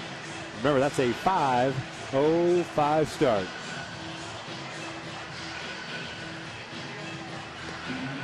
Darren Oliver, the former Angel, comes on in relief. The veteran has had a very good year once again for Texas. Boy, it's amazing how well he throws the baseball. It continues to do in a vital role for Ron Washington's Ranger bullpen. Fastball 88 to 91, curve slider. There's a lot of strikes. Guy that keeps the ball down, pitches inside very effectively also.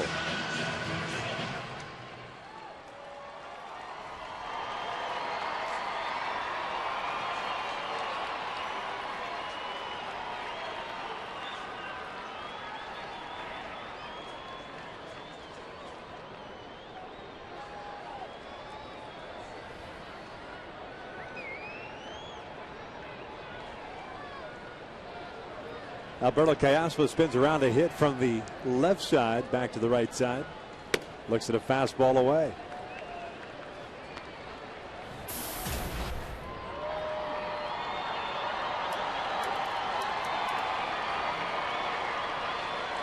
Alberto 0 for 1 with a walk.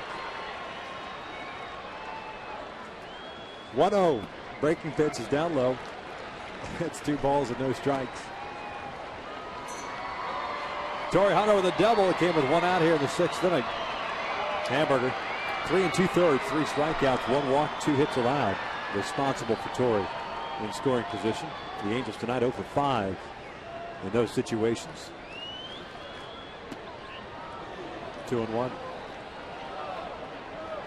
Oliver throwing Callaspo a curveball in a hitter's count. That's the thing about Oliver. He has that ability to use all 3 of his pitches at any point of the count. Not afraid to throw in him. He can throw them all for strikes.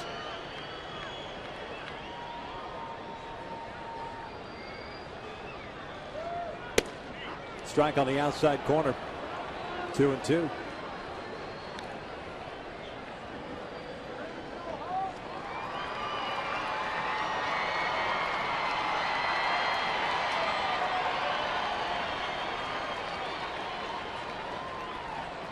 Torrey with a big lead at second. Here's the 2-2 pitch. Callaspo chops one toward the middle. Michael Young to his right has it. Off balance, throws it into a base hit.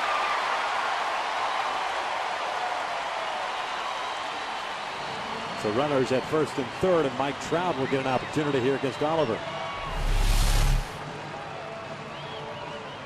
And once this baseball got by Oliver, and it's going to be up the middle, Michael Young did all he could do as far as making that play, but Callaspo smells that base hit, beats it out for an infield hit. Once again for the Angels.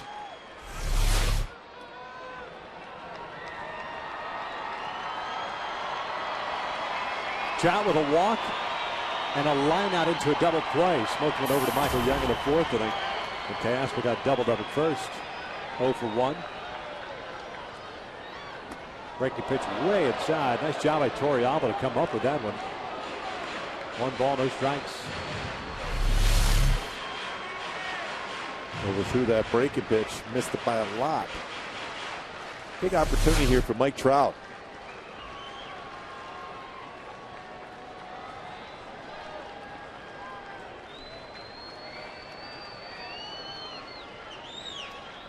Upstairs, 2 balls and no strikes.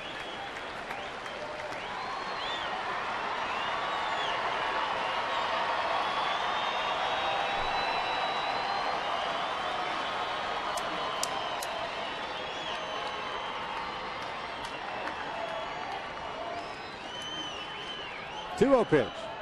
Downstairs, 3-0. Ibar on deck. It'll be interesting to see if Mike Scioscia gives the youngster here the green light. 3-0. Down by 3, need base runners. More than likely will get a take here.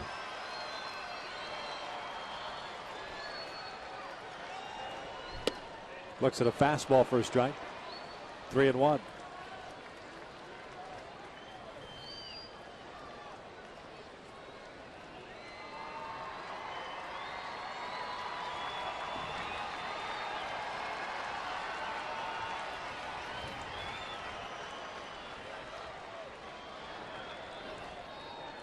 Three-one to Trout.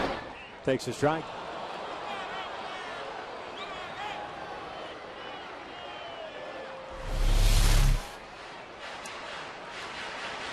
3-1, down in the strike zone. Tough pitch. Kayaspo will be off of the pitch over at first base with 2 outs. Torrey standing at third. Here's the 3-2. Trout fouls it back.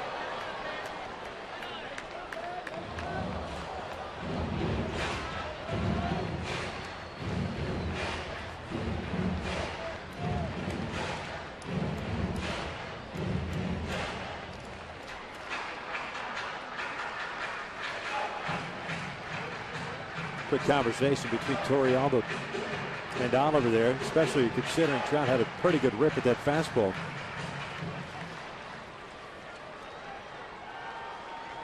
I wonder if he'll take a chance to throw a breaking pitch here. 3-2.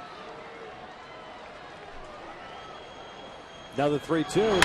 Trout gets jammed, floats one out toward left center. That's going to fall for a hit. Torrey will score. Kayaspo to third. Mike Trout with an RBI base hit, and the Angels get on the board as they trail it 3-1.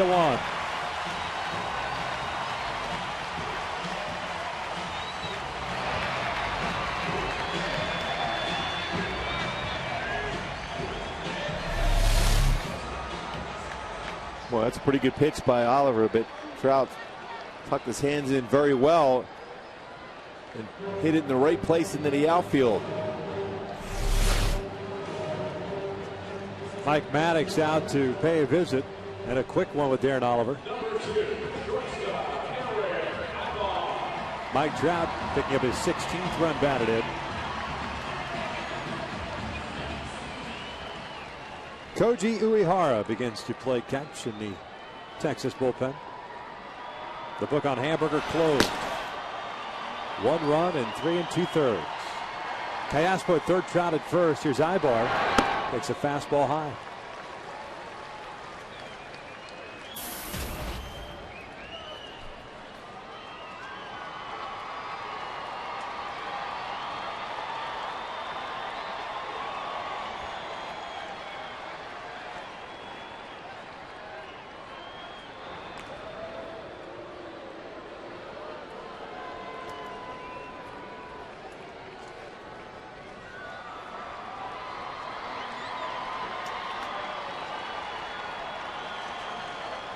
Trout with another big lead over at first base. 1-0. Ibar fouls it back, chasing a pitch up and out of the strike zone. It's 1-1.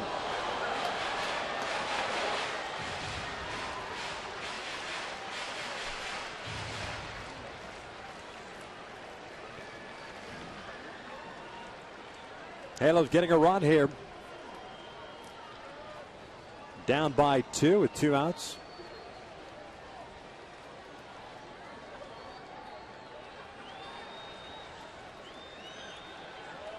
Outfield shallow for Texas, and a throw to first.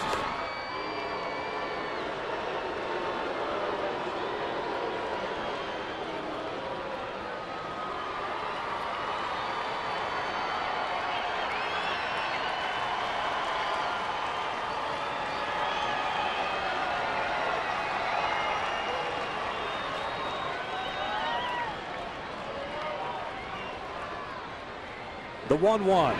Ibar takes downstairs, 2 balls and a strike.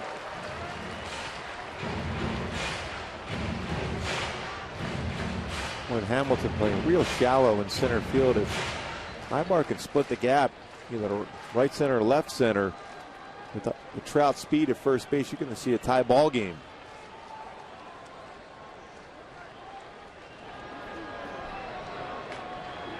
Two 1 pitch inside. 3 balls and 1 strike.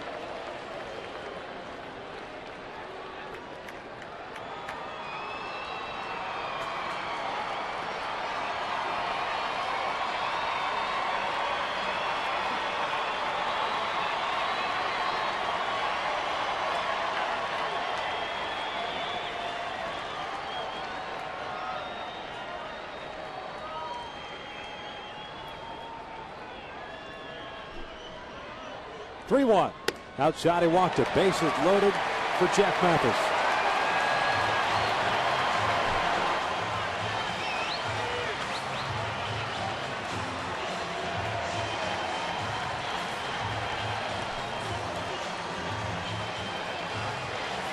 Bobby Abreu is going to be called upon here as Jeff Mathis gets called back.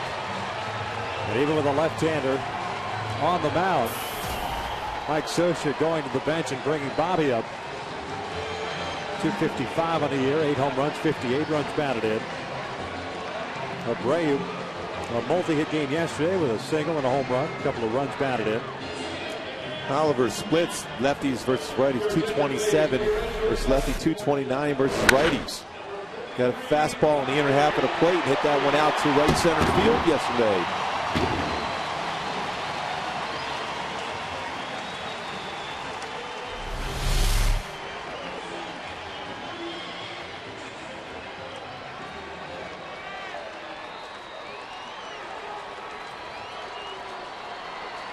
Abreu a 238 average against left-handed pitching this year, 262 against right-handed.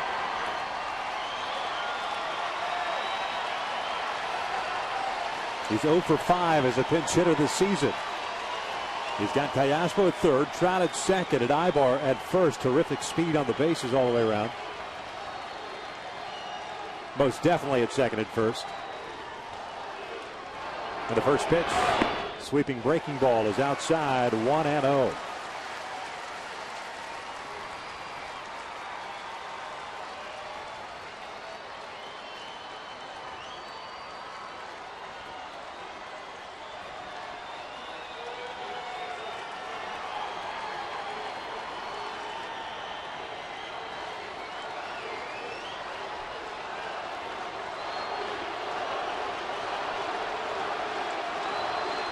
Pitch. Breaking ball drops in for a strike. 1-1. Little jelly leg action for Abreu.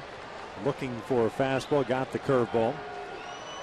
How much is Toriyama knew that which pitch was coming? He got crossed up, didn't he? Yes, he did on that. And he was looking for a fastball inside.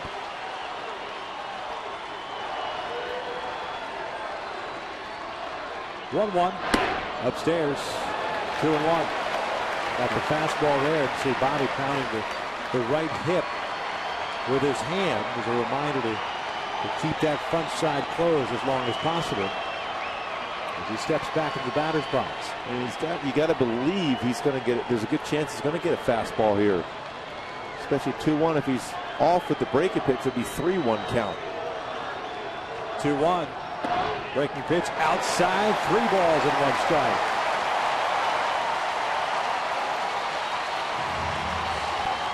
Bobby's got to be one of the toughest guys to face with the bases loaded because he doesn't swing a lot of pitches out of the strike zone. So he makes you throw strikes. And if you're just off the corner, Bobby's reputation alone as having a good eye makes it difficult for the umpire to call strikes against him. 3-1 pitch. Foul straight back. Boy, got a fastball to handle there. And a full count will get the merry-go-round going with 2 outs and the bases loaded. Runners will be taking off on the next pitch. Boy, he had a good pitch to hit, and he fouled that one straight back.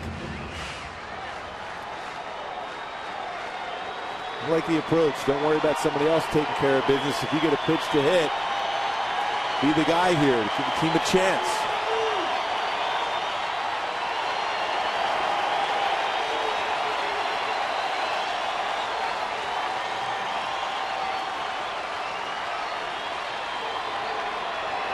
Runners go to 3-2. It's inside, ball 4. Halos get a run. It's 3-2 Texas.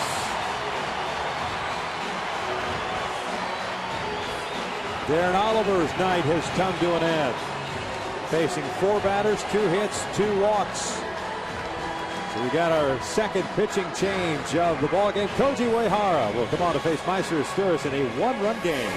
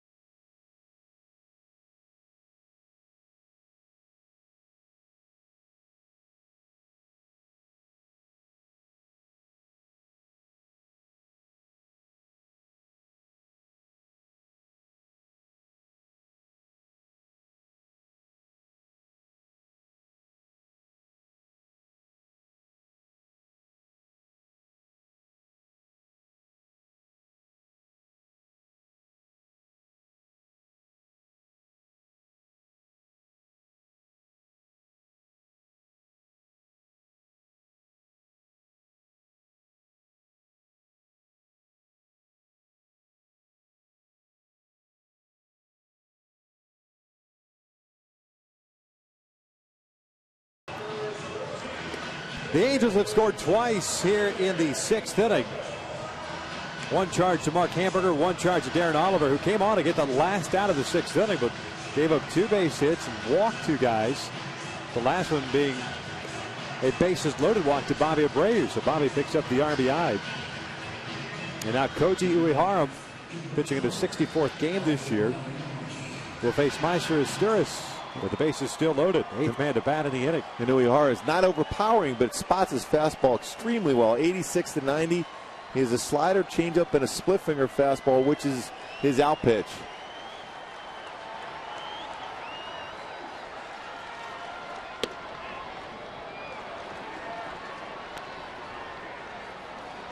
No balls and a strike on Asturias. 1 for 3 game. Had a base hit his first time up. There's his career numbers against Uehara.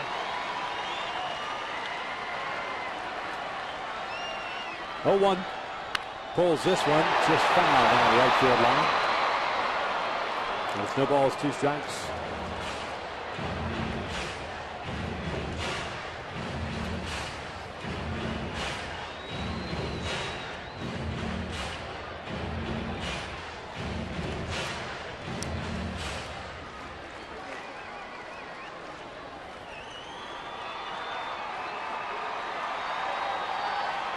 Trout at third, Ibar at second, Abreu at first. 0-2 count here on the Steelers with 2 outs. The pitch, Meister fouls it back.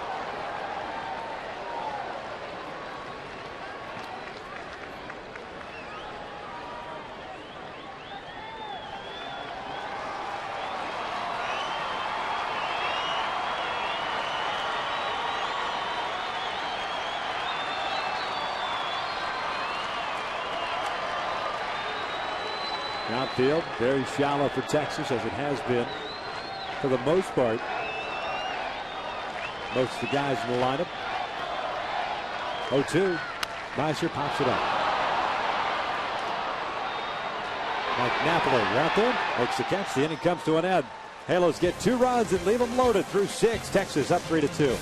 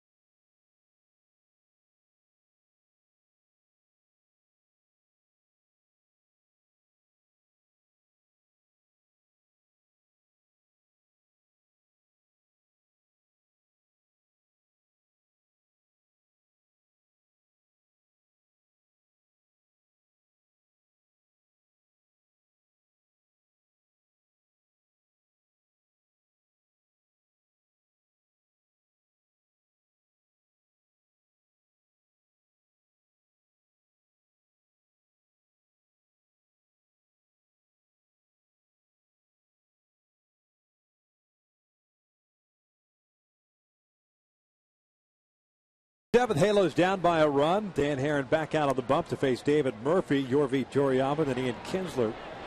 The first pitch is a strike. Bob Wilson behind the plate. Looking over for Jeff Mathis, who was pinch hit for. Count evened up on David Murphy, the left fielder. A strikeout and a line out today. That line out was a terrific play by Ibar that ended the 4th. Strike, and it's 1-2. Boy, staying away against David Murphy. We've seen the Angels get hurt when they try to sneak something inside. Loops this one over the head of Maestro Sturgeon into right field. Caught a little bit too much of the strike zone. Herron's reaction tells you as much. And the leadoff man is on board for Texas. You see Bobby Wilson wanted this finger fastball down and away. They got a little bit too much in the middle part of the plate. Especially when you fight your way into a count in which you know you have the hitter guessing with you, you can expand the zone. And you can see by Dan's reaction that he didn't get the pitch he wanted to throw.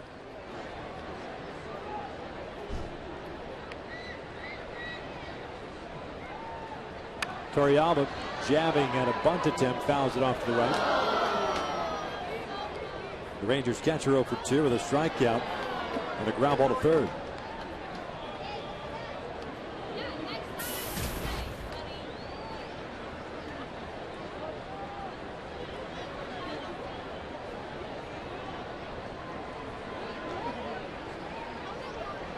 Toriyama showing bunt once again. Now pulls it back, swing and fouls it back. Little hit and run.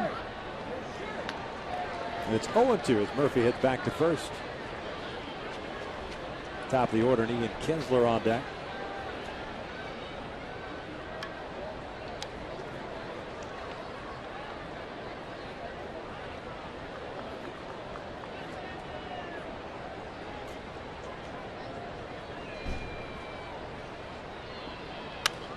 Toriyama fouls it off to the right.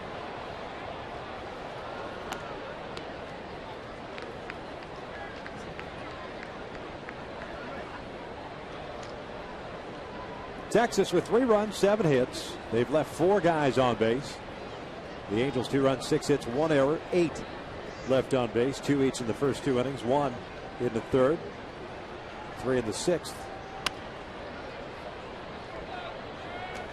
A defensive swing by Toriyama keeps his at-bat alive. Angels needing a victory to pick up a game. Boston lost tonight to the Baltimore Orioles.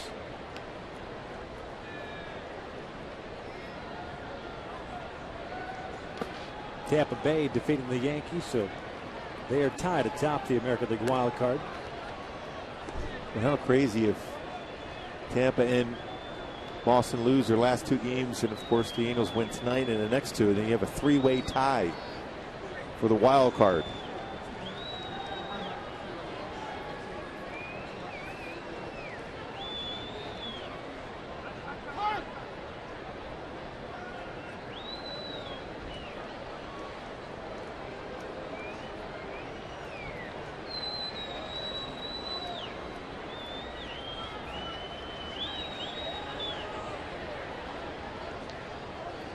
Quick throw, and Murphy is back.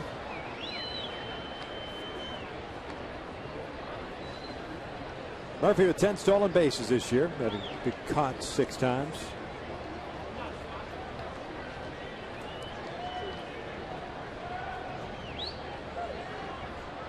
The 1-2. Tap foul. 94th pitch of the night thrown by Dan Herron.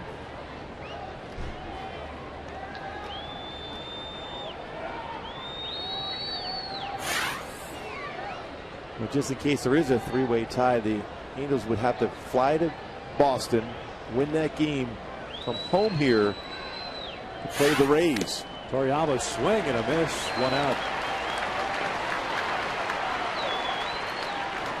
Always that chance, but you got to take care of business tonight. Yep. That's the bottom line. That means you will have pitched Herron, Santana, and Weaver in meaningful games, and you would have won all 3 to force that scenario. And you figure things out from there. It's all that matters, getting that opportunity. You'll mix and match from that point forward.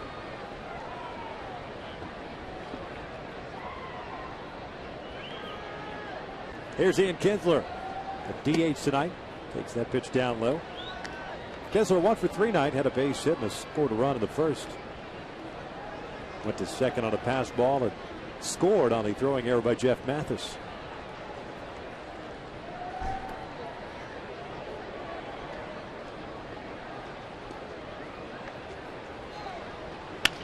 Ground ball toward third. Callaspo's got it.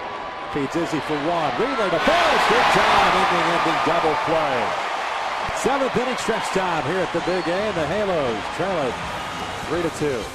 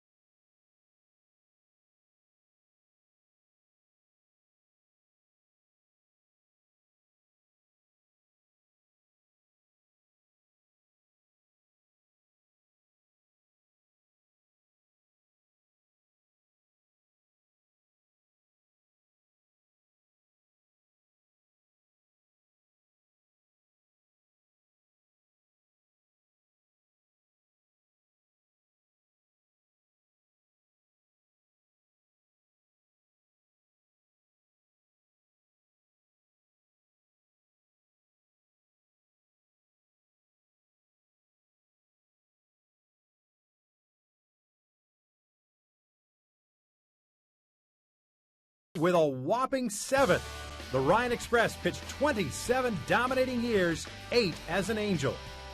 He had no hit stuff every time out. You looked ahead and you said, well, Ryan said pitch on Friday night. Let's get tickets for Friday night because he could throw a no-hitter. He was the meal ticket, if there was such a thing.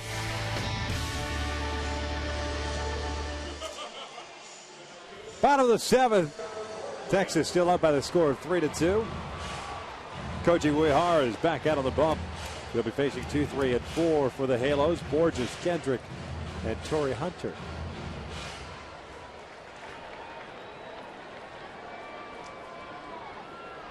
Darren Oliver, by the way, 4 batters, 2 walks, 2 hits, 1 run of his earned.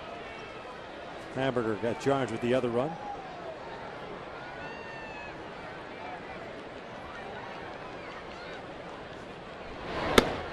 First pitch, a fastball in for a strike. Peter tonight 0 for 3, a fielder's choice and a couple of strikeouts.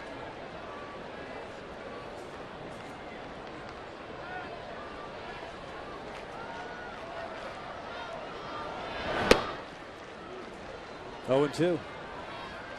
2 fastballs from Uehara, not messing around. And this is the time when he'll throw the split finger fastball. Now he's established a fastball down into strike zone.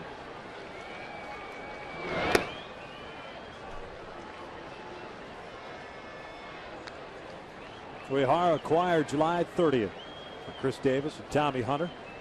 Hunter's the guy that got the start for the Orioles tonight against the Red Sox. Borges fouls it back. That pitch backed up on Uehara. 1-2 now. The foul ball got Gary Darling behind the plate. Done a really nice job. Just calling balls and strikes. As good a year as Uehara was having with the Baltimore Orioles, he's just been pedestrian-like with Texas, a 4.59 ERA in 20 games with Texas. Fouled back in that stretch, allowing runs 7 times. He's given up 5 home runs.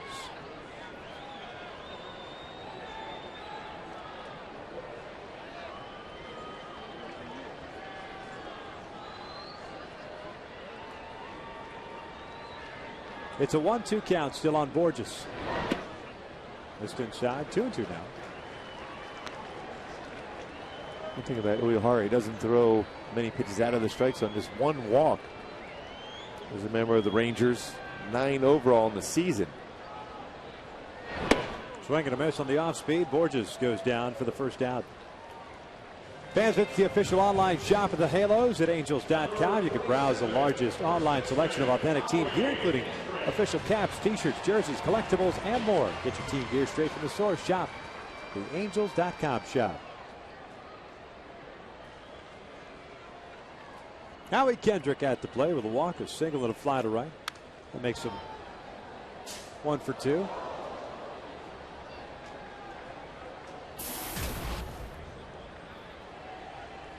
I mean, in the visitors' booth.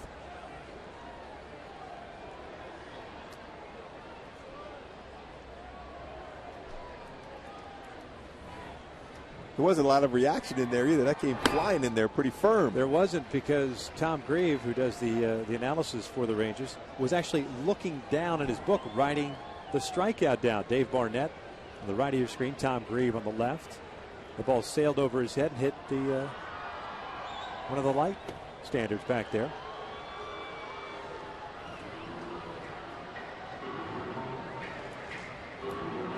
But the Ranger Hall of Famer just knew it wasn't going to get him. Mr. Ranger. Yes.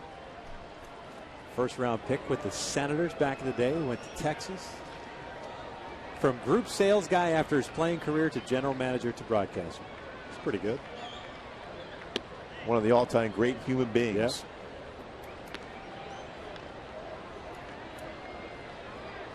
There's Tom on the left. And didn't even worry about it at all. Just went right on. I wasn't looking. Just kind of shrugged his shoulders. 2-2, fouled off to the right. Well, he that blessed, you know. Yeah. I used to watch the Tigers take batting practice, and Sparky Anderson at that point was the manager of the Tigers. Just walk around in the outfield, and during batting practice I would say, "Hey, Sparky, do you ever get concerned about the baseball hit?" He goes, "No." This one never. hit well toward right center field. Hamilton had a good jump on it, makes a catch, 2 outs. Because there was, the Tigers back in those days were a light hitting bunch. I swear they had more than a 25-man roster all year long. And every one of them, they had 9 right-handers and 9 left-handed batters. And all 18 of those guys could hit the ball out of the ballpark. Yet Sparky just would cruise all around the outfield and never get behind the screen. Torrey Hunter at the plate. Fouls the first pitch, fastball straight back.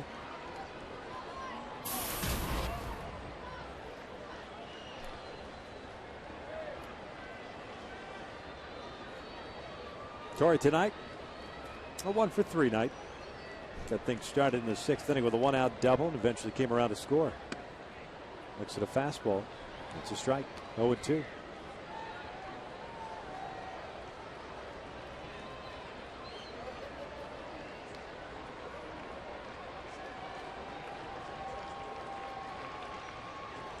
Swing and a miss. Down goes Hunter.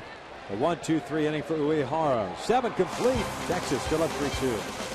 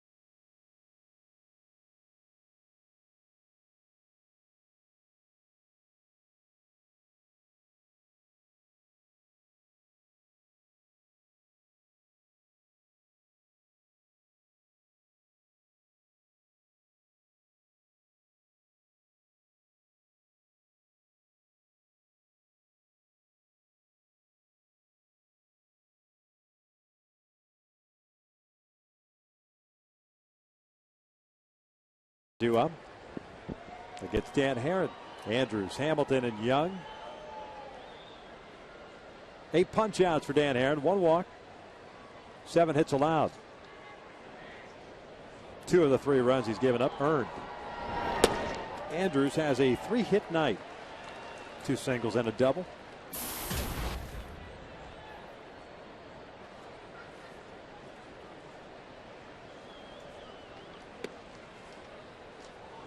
Count even now, 1 ball, 1 strike. Strikeout high for this season for Herron, 10. He's done it twice. Last time on July 25th against Cleveland as that pitch is on the corner. And it's 1-2. 100th pitch of the night for Herron. 68 strikes.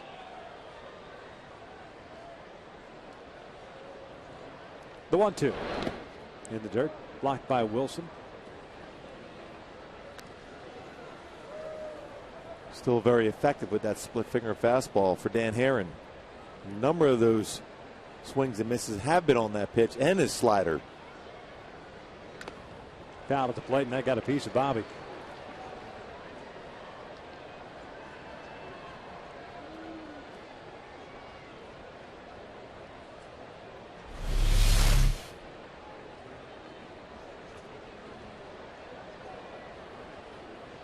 Well, you can see Andrews out in front of that one. It's a very difficult one off the foot, then off the body. As you reach out as a catcher on an off-speed pitch, you try to catch that ball out in front. And Andrews was out in front of the pitch itself also and fouled it off the foot and off the body.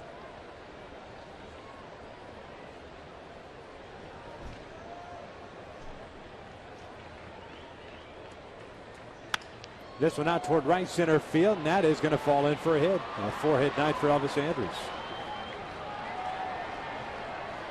Take a look at our Jaguar performer, Dan Herron. It's been outstanding this game. Now into the 8th inning. Throughout this ball game, he's had a nasty split finger fastball. Number of strikeouts with that pitch. Also in 91 on the fastball. Tremendous movement. Slider's been very effective. Location. Pounded in the strike zone to get some called strikes, and of course 8 punch outs here in the 8th inning. Just 1 walk, 2 earned runs allowed for Dan Herron. Hamilton swings first pitch, rolls it into the dugout.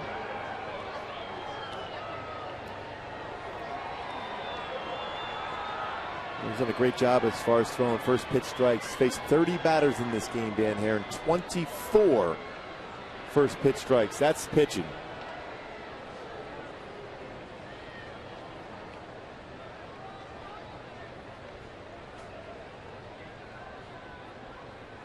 Hamilton, a 1-for-3 game, had a base hit his last time up. Looks like Rich Thompson begins to loosen for the Angels.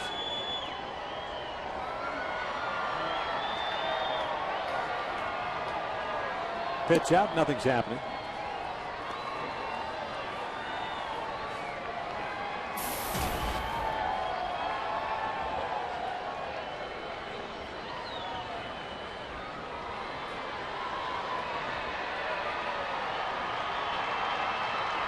.105 pitches for Herron. Quick throw over. Andrews is back. Boy, Andrews on the season against Angel pitching 28 for 68. He came into this game against Dan Herron in his career 3 for 18. 4 hits tonight. 2 balls and 1 strike.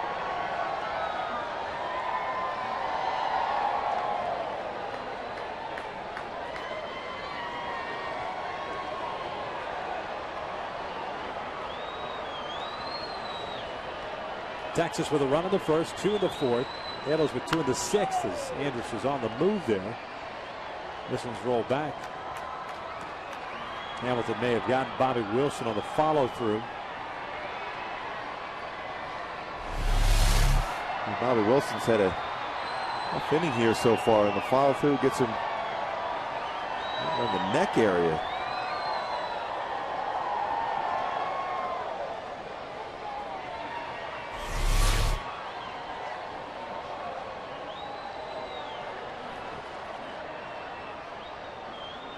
Andrews takes off again. The 2-2's grounded to third. Ball jumped up on Cayasco. High throw. Howie keeps the foot on the bag.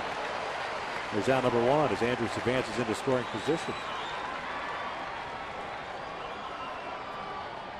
The thing about Andrews at second, he's a guy that likes to try to steal third, so Dan Herron going to bury his looks back to second base.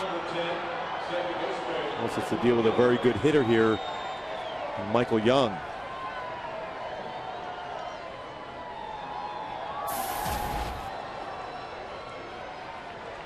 Young tonight 0 for 2. Did draw a walk and scored a run in the fourth.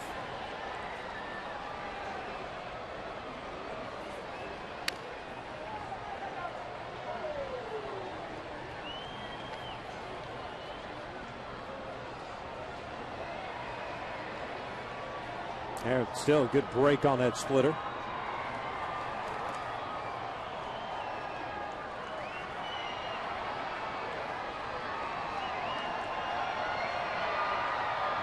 The 0-1 pitch. Down the dirt. Smothered by Wilson.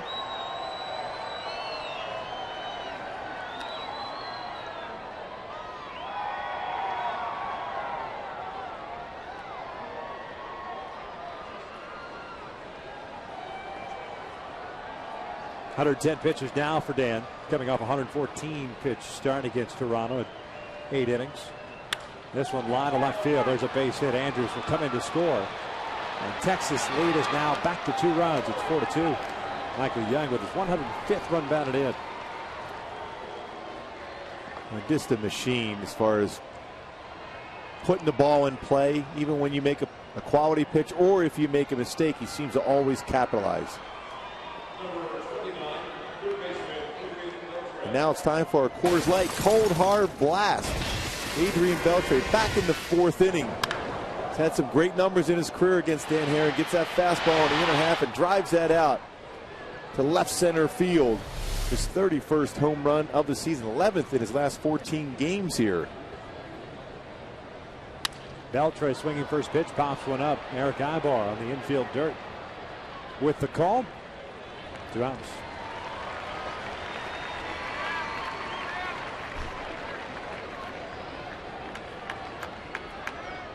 Number 25, first baseman, Mike Adley.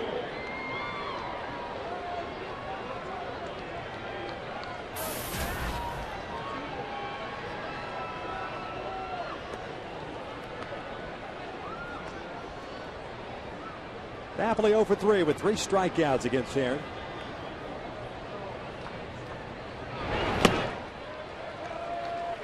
We're throwing a lot of cut fastballs and sliders on the outer half against Napoli.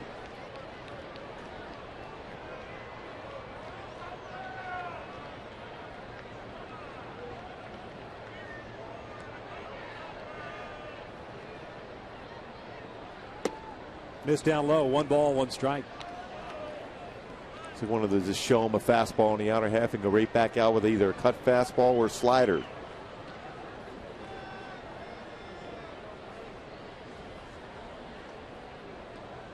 Throw a slider here.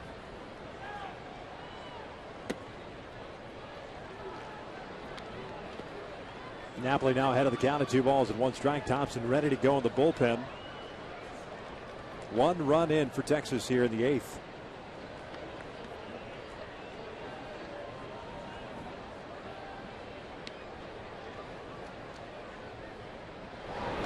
Swing and a miss, 2-2. Boy, Dan got away with a hanging slider there, but Napoli was swung right through that pitch. Mike Adams up and loosening. He'll come on at the bottom of the 8th inning.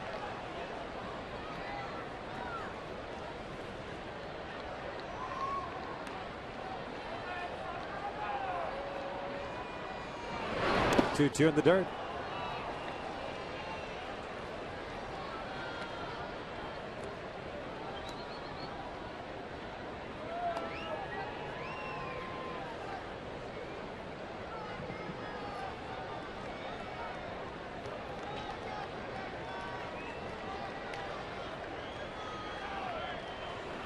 Three-two, and that's lifted in the air down to right field line. Long run for Mike Trout, still coming on, makes the diving catch, and the inning comes to the end.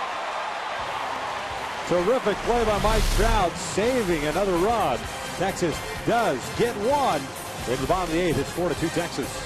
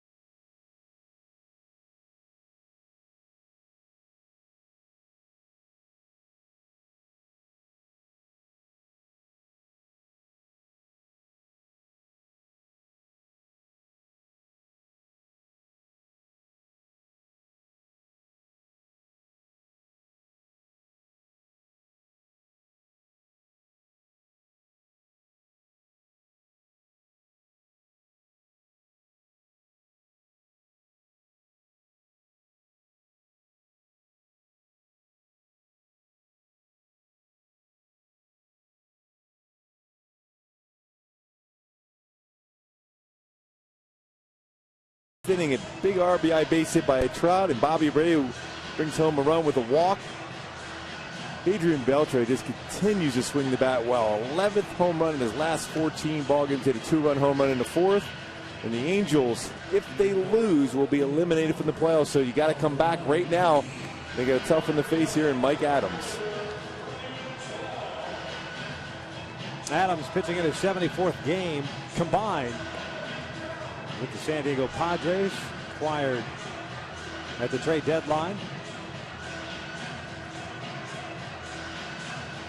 And he'll be facing Vernon Wells, Alberto Callaspo, and Mike Trout.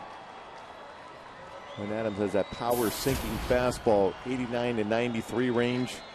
Very good slider also. Pitching in his 26th game with Texas, a 1-3 record, a 2.28 ERA. Has one save.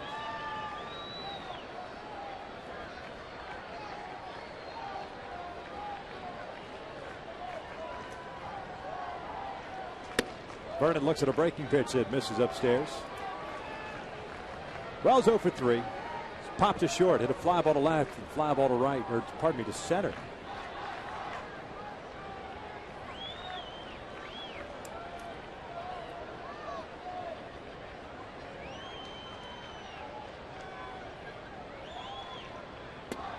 Fastball missing outside.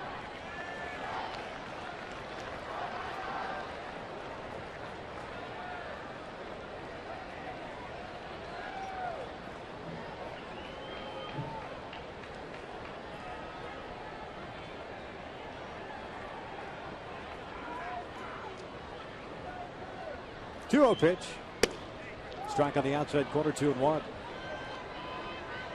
Adams put up terrific numbers yet again with the Padres. 3-1 record, a 1.13 earned run average in 48 games with the Pods. Striking out 49 in 48 innings.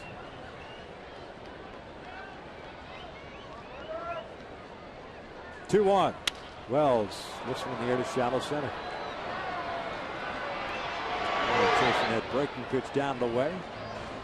1 out. 4 fly ball outs for Vernon. Fly ball short, left, 2 to center.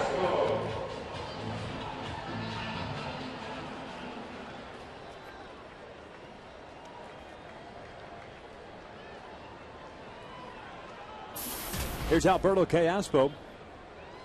Had a base hit in the 6th inning, came around to score. A 1-for-2 game for him.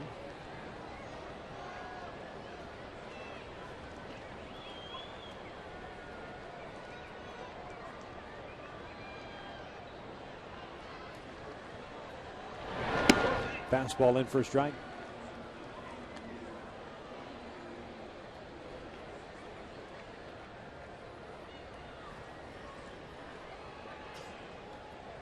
Another great crowd on hand tonight. 39,716. Halos surpassing the 3 million mark on Saturday night. 1 ball, 1 strike. Pretty impressive when you think 9 straight years, especially with the way the economy has been the last few years, and still over 3 million fans coming to this beautiful ballpark.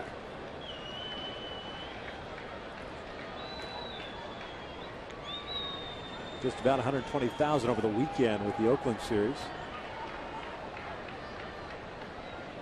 1-1 pitch. Alberto takes a strike. 1-2.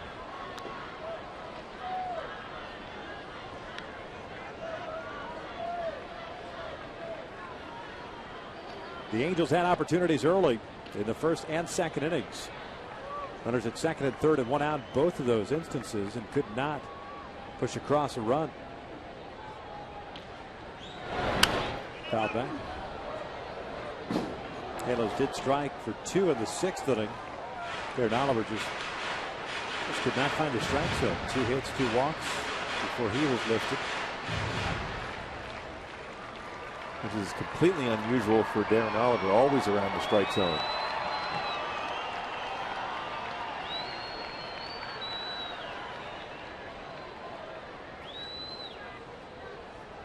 Here's the 1-2. Rolls over this one. Over Adams towards second. Michael Young has it. 2 outs.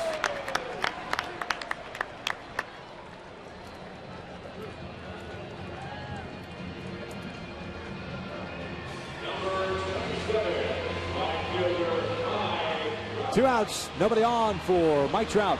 What a terrific play to finish off the top of the 8th inning in that dive, robbing Mike Napoli of a base hit and an RBI. And this is a guy that generally has played center field in the minor leagues, so it's a different read off the bat, playing right field, and you can see that tremendous athletic ability he has.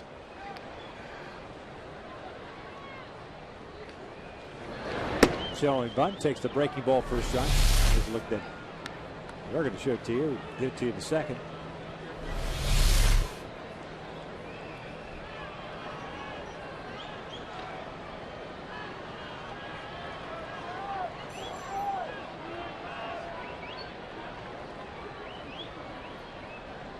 Oh, 1 pitch. Swing and a miss. 0-2. There's a look at that play again.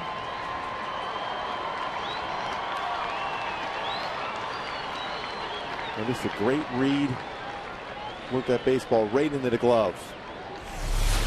Full extension on the dive.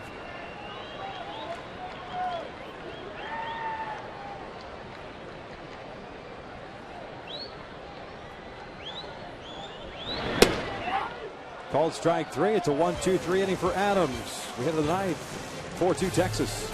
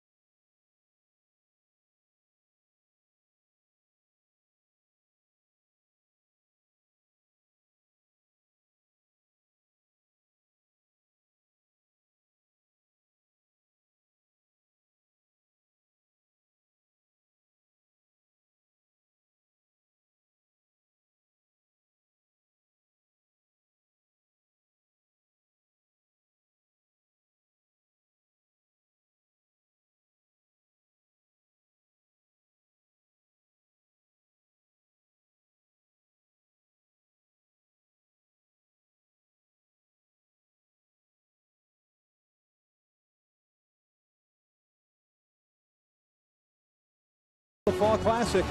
Legends are born in October, and our exclusive coverage of the ALCS begins October the 8th, only on Fox.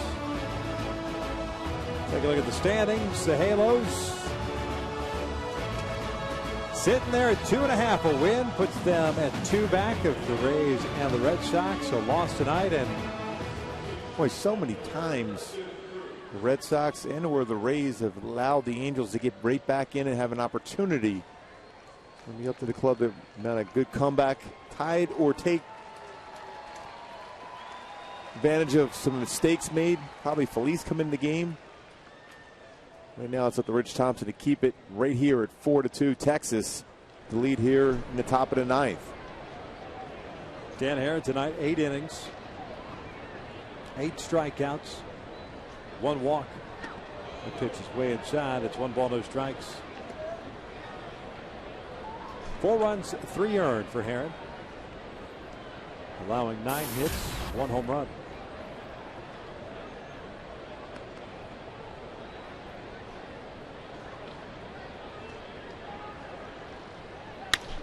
Cruz lifts one in the air toward right center field. Trout moving to his right, calls off Borges. 1 away. The Angels in the bottom of the 9th inning at 8-9-1, due up. Ibar, the catcher spot, and then it's Sturris.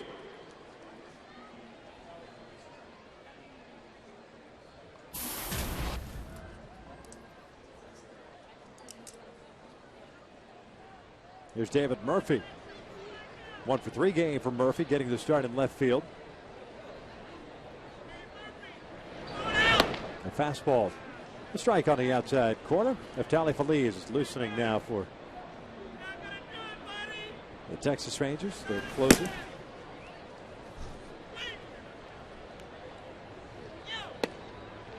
Oh, 2.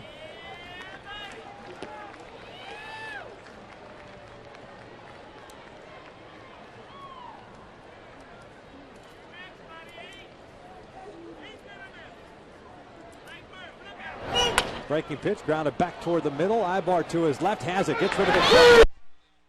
Outfield base hit for David Murphy. Just not hit hard enough. Nice effort by Ibar. And Murphy picks up his second knock. Well, that was an amazing play by Ibar going up the middle. Murphy runs well down the line. Especially he was fooled on the pitch, so he's already going on the swing. He's going down the line when it gets by a Rich. It's a very difficult play, but Ibar playing the second base side of the base makes a strong throw. Also almost gets Murphy, and he's just too quick, beats it out.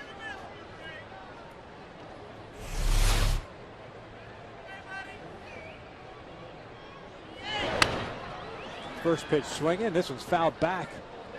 And this time the Rangers booth was awake. They saw it coming. I mean, they whiffed were on ready. the play. They whiffed, but at least they tried. The effort was there. Yeah. Those aren't our guys trying to take them out.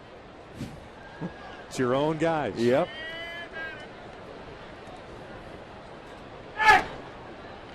Torrealba's 0 for 3 tonight. A couple of strikeouts and a ground down. I haven't seen many foul balls in the visitors' broadcast booth the whole year. No. 2 in one night. Let's keep it that way over there. Yeah, right. Not in ours. We've had our share this year. Yes, we have. This one's fouled back and out of play.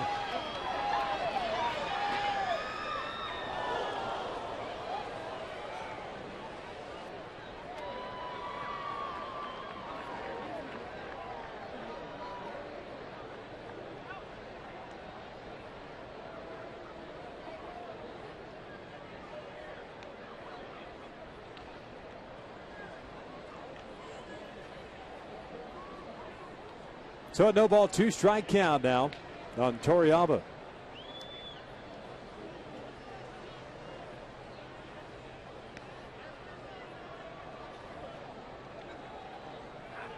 Breaking pitch, called strike 3 on the inside corner. 2 outs.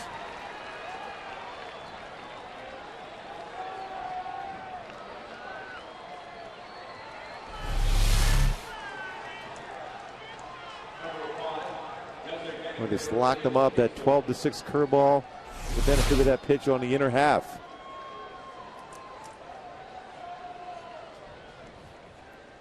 So Kinsler will bat now.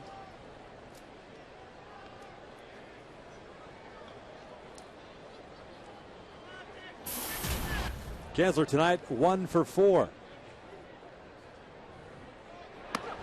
Showing bunt. Murphy takes off and he picks up a stolen base.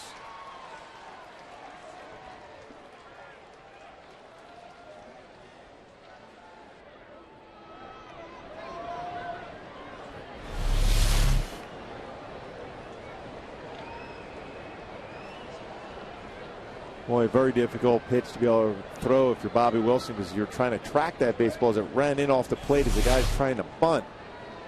Still pretty quick transfer for Bobby, but unsuccessful as far as throwing out Murphy. Giving him his 11th stolen base of the season. 1-0. Strike. 1-1.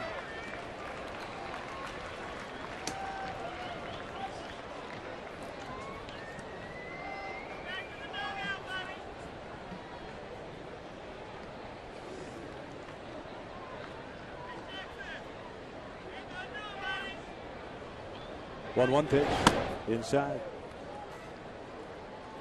It's 2 balls and 1 strike. 10 hits for Texas tonight. They've left 5 guys on base. The Halos 6 hits, having stranded 8.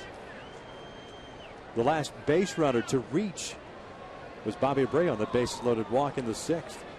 Since then, 7 in a row retired. Rangers pitching. 3 balls and 1 strike.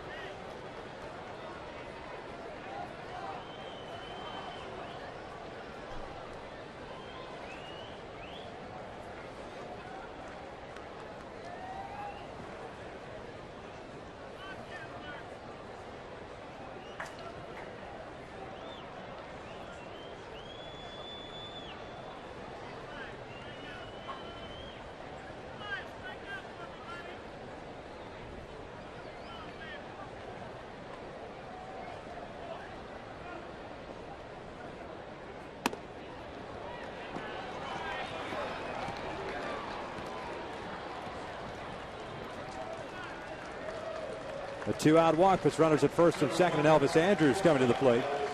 The guy's had a huge game already. 3 singles and a double.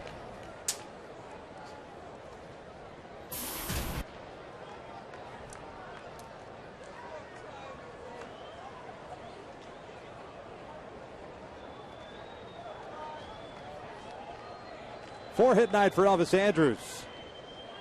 3 singles and a double.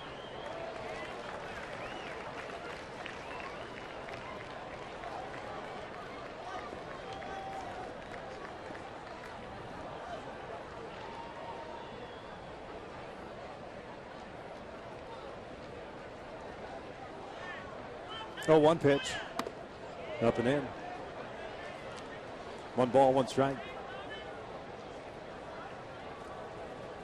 Horatio Ramirez is loosening. Josh Hamilton on deck. 15 pitches thrown by Thompson. 6 balls, 9 strikes. 1 hit, 1 strikeout, 1 walk.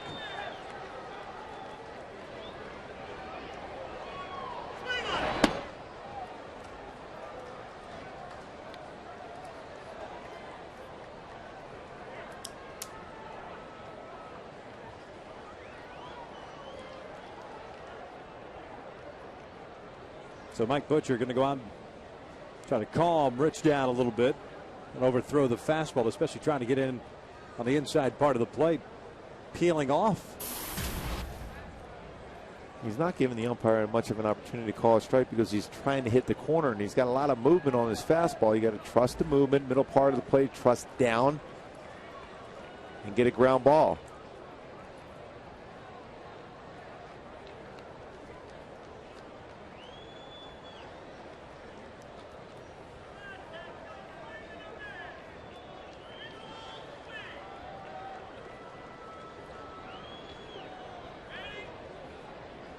Two balls and a strike. Murphy at second, Kinsler at first.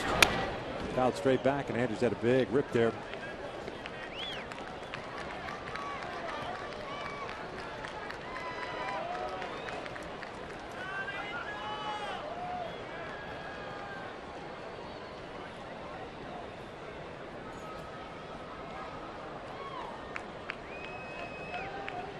Thompson trying to finish off this top of the 9th inning and keep it a 2-run deficit for the Angels, heading to the bottom of the inning. Neftali Feliz is ready to go for Texas, their closer.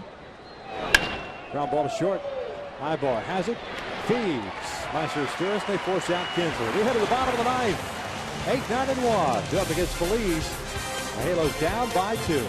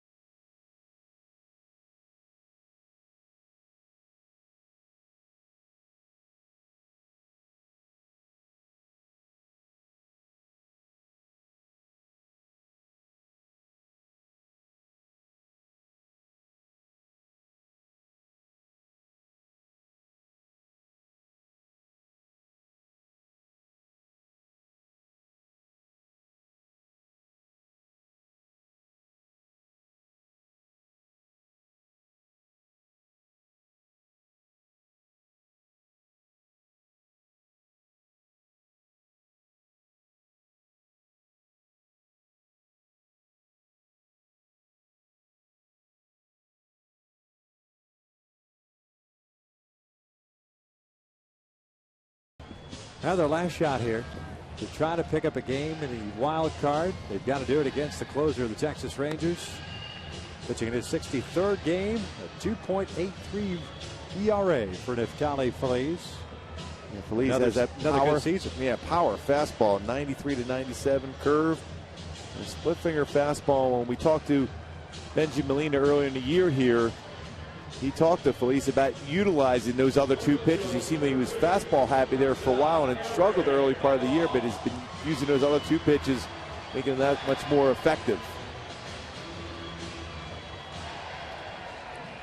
Eric Ibar to lead things off. Russell Brandon has come out to the on-deck circle. He would be batting in the catcher's spot, and then back to the top of the order, Meiser Sturris. Think about Felice. He does walk some batters, though. He's walked 30 batters this year in 16 to third innings pitched. So control still not quite there for him.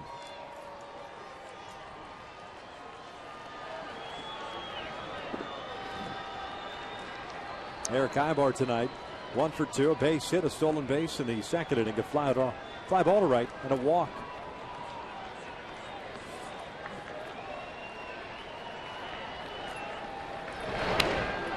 Ibar trying to bunt, fouls it back.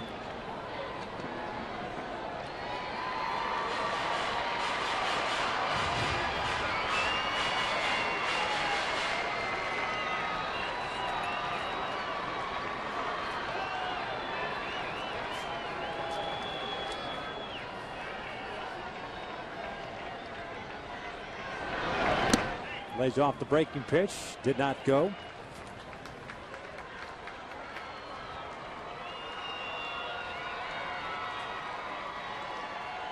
And it's 1-1.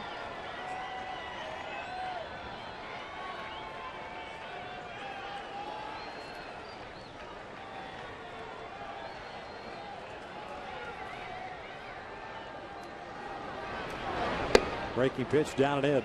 2-1 now. At least 30 saves this season. He's finished off 54 games. 16 to third innings, 39 hits, 50 punch outs, and 30 walks. He's held opponents to a 188 average. When he has gotten in trouble, has been because of the base on balls. Ibar pulls one, and it's a base hit to right field. Leadoff man is on board. Eric Ibar with his second hit of the night. That'll bring up Russell Brandon as a pinch hitter.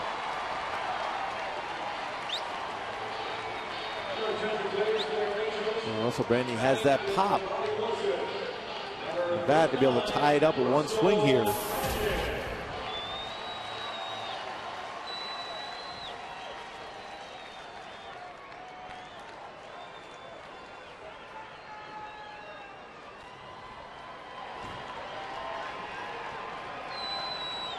Brandon, a 188 average on the season. 4 home runs, 12 runs batted in.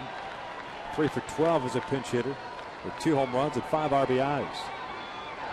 First pitch swinging, comes up empty. 96-mile-per-hour fastball. It's 0-1. They see they got to get the bat started quicker. Ball process there for Russell Brandon, trying to get the ball in the air against that fastball. You make good connection with that fastball. He's generating a lot of that speed for you.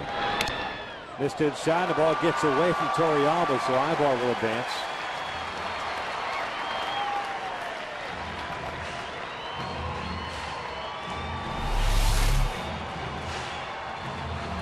He missed the strike zone by a whole lot.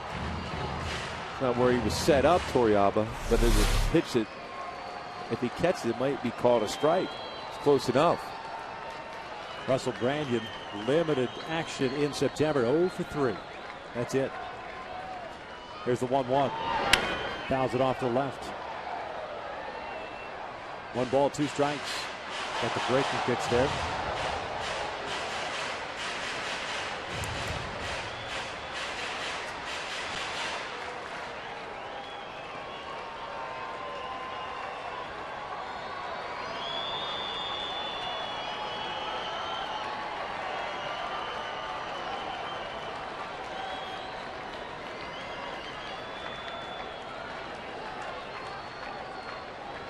Here's the 1-2. Foul back. We had a pretty good rip at that fastball.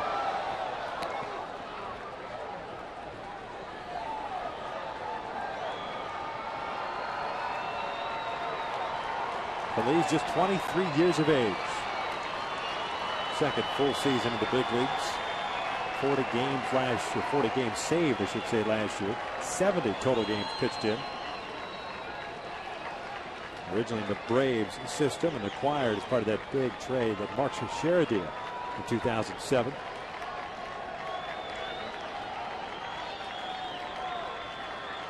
The 1-2, down and in, almost gets him in the kneecap. What a play by Torrealba. 2 balls, 2 strikes. He's overthrown the fastball. Torrealba wanted that fastball away. It was way inside.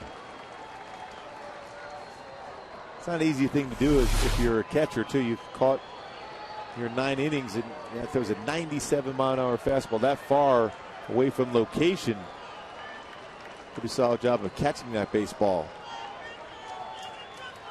Is Sturris on deck? Here's the 2-2. Fouled off the left.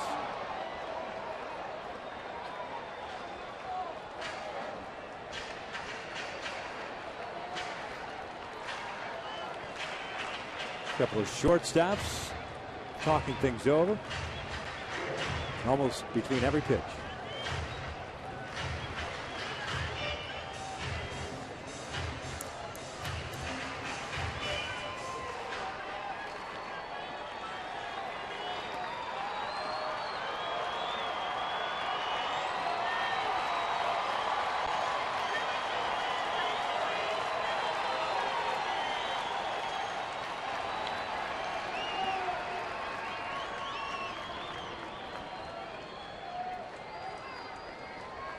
Ibar leading off this 9th inning with a base hit.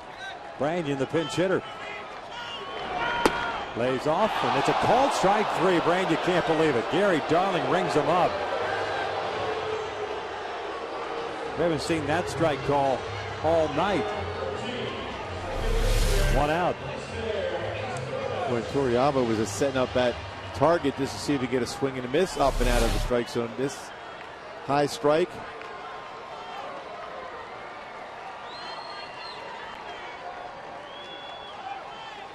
So Sturris at the play with 1 on and 1 out.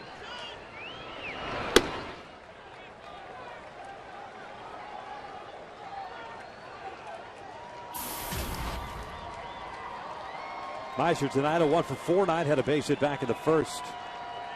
He's flying to center, grounded to short, popped out. Sturris popping up with the bases loaded in the 6th inning to end the threat there.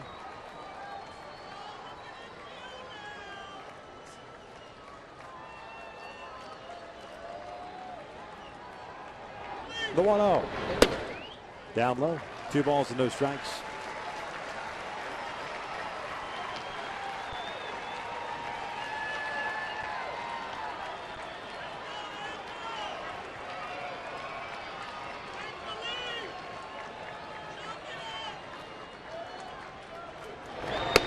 Two and 1.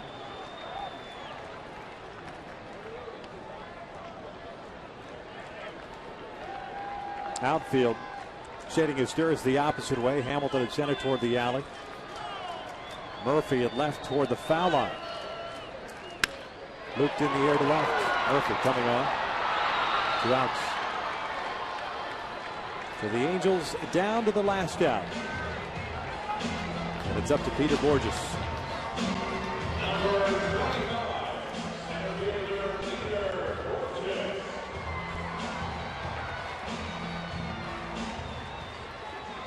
The opportunities have been countless, especially in the month of September. Boy, you just like to see Peter Borges just square up a baseball to keep the playoff hopes alive, tie it up, and hopefully win it either in the bottom of the 9th here or in extra innings.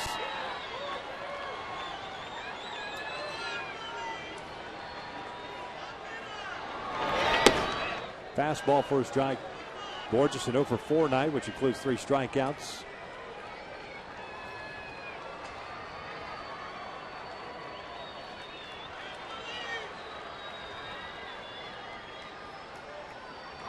Breaking pitch, base hit up the middle. Here comes Ibar. He's going to come in and score it. And it's a 1-run game as Borges picks up an RBI, his 42nd of the year.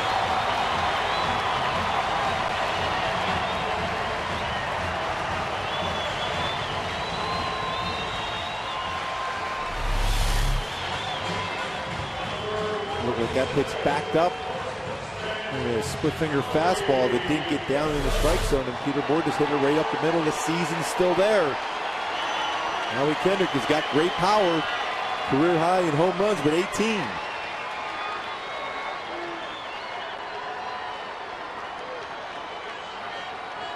Oh for 7 in his career against Natali Feliz.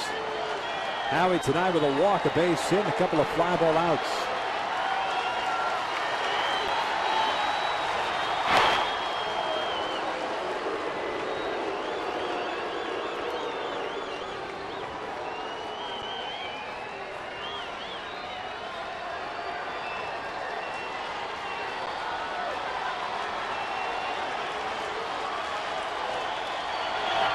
Fastball outside, 1-0.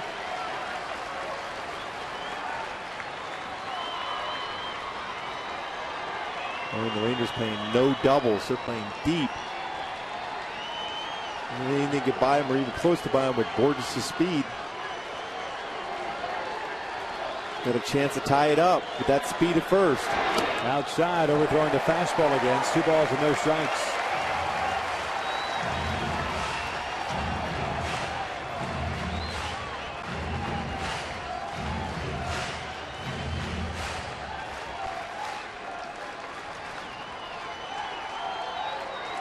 And Howie's going to get a great pitch to hit here. Fastball. If it's in the zone, give it a shot right now.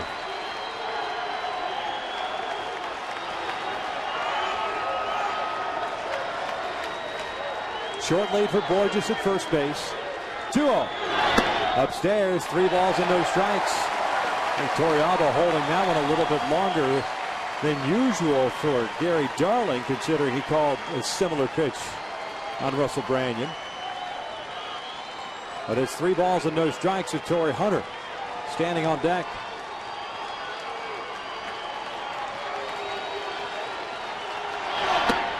Three and 1. 21st pitch thrown by Feliz here in the 9th inning. Halos getting a run so far on 2 hits, but down to the last out. Incredibly fast base runner at first base in Borges. Yeah, you wonder if he may be going here. 3-1. Quick throw over. Texas was thinking the same thing. Borges may be going here. The base hit into the outfield anywhere. With that speed and his ability to be able to cut the bases very well, Borges may be thinking in terms of tying the game up with his wheels. Doesn't go. The 3-1. A swing and a miss. Full count.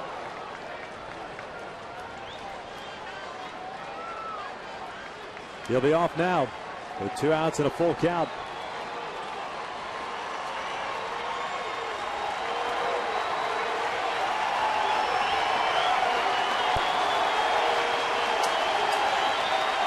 Here's the payoff. Howie lifts one in the air down the right field line. Cruz will stop running because it's going to land in the seats.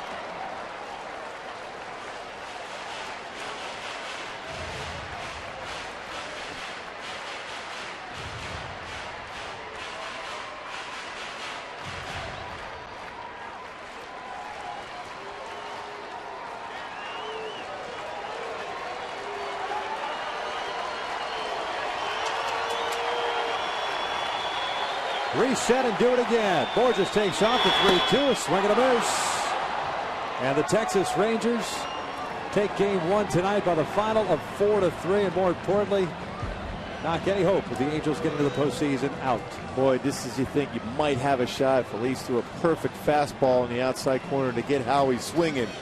Certainly was a valiant effort this entire season to get to the postseason for the Angels. Elvis Andrus had himself an incredible game. 4 hits for him. Scored a run. Mark Hamburger, the rookie, picks up his first major league win in relief. Dan Herron takes the loss. He's 16-8. And Natali Feliz picks up his 31st save. Rangers win it by the final of 4-3. Stick around. Reaction and more as Angels Live is coming up next.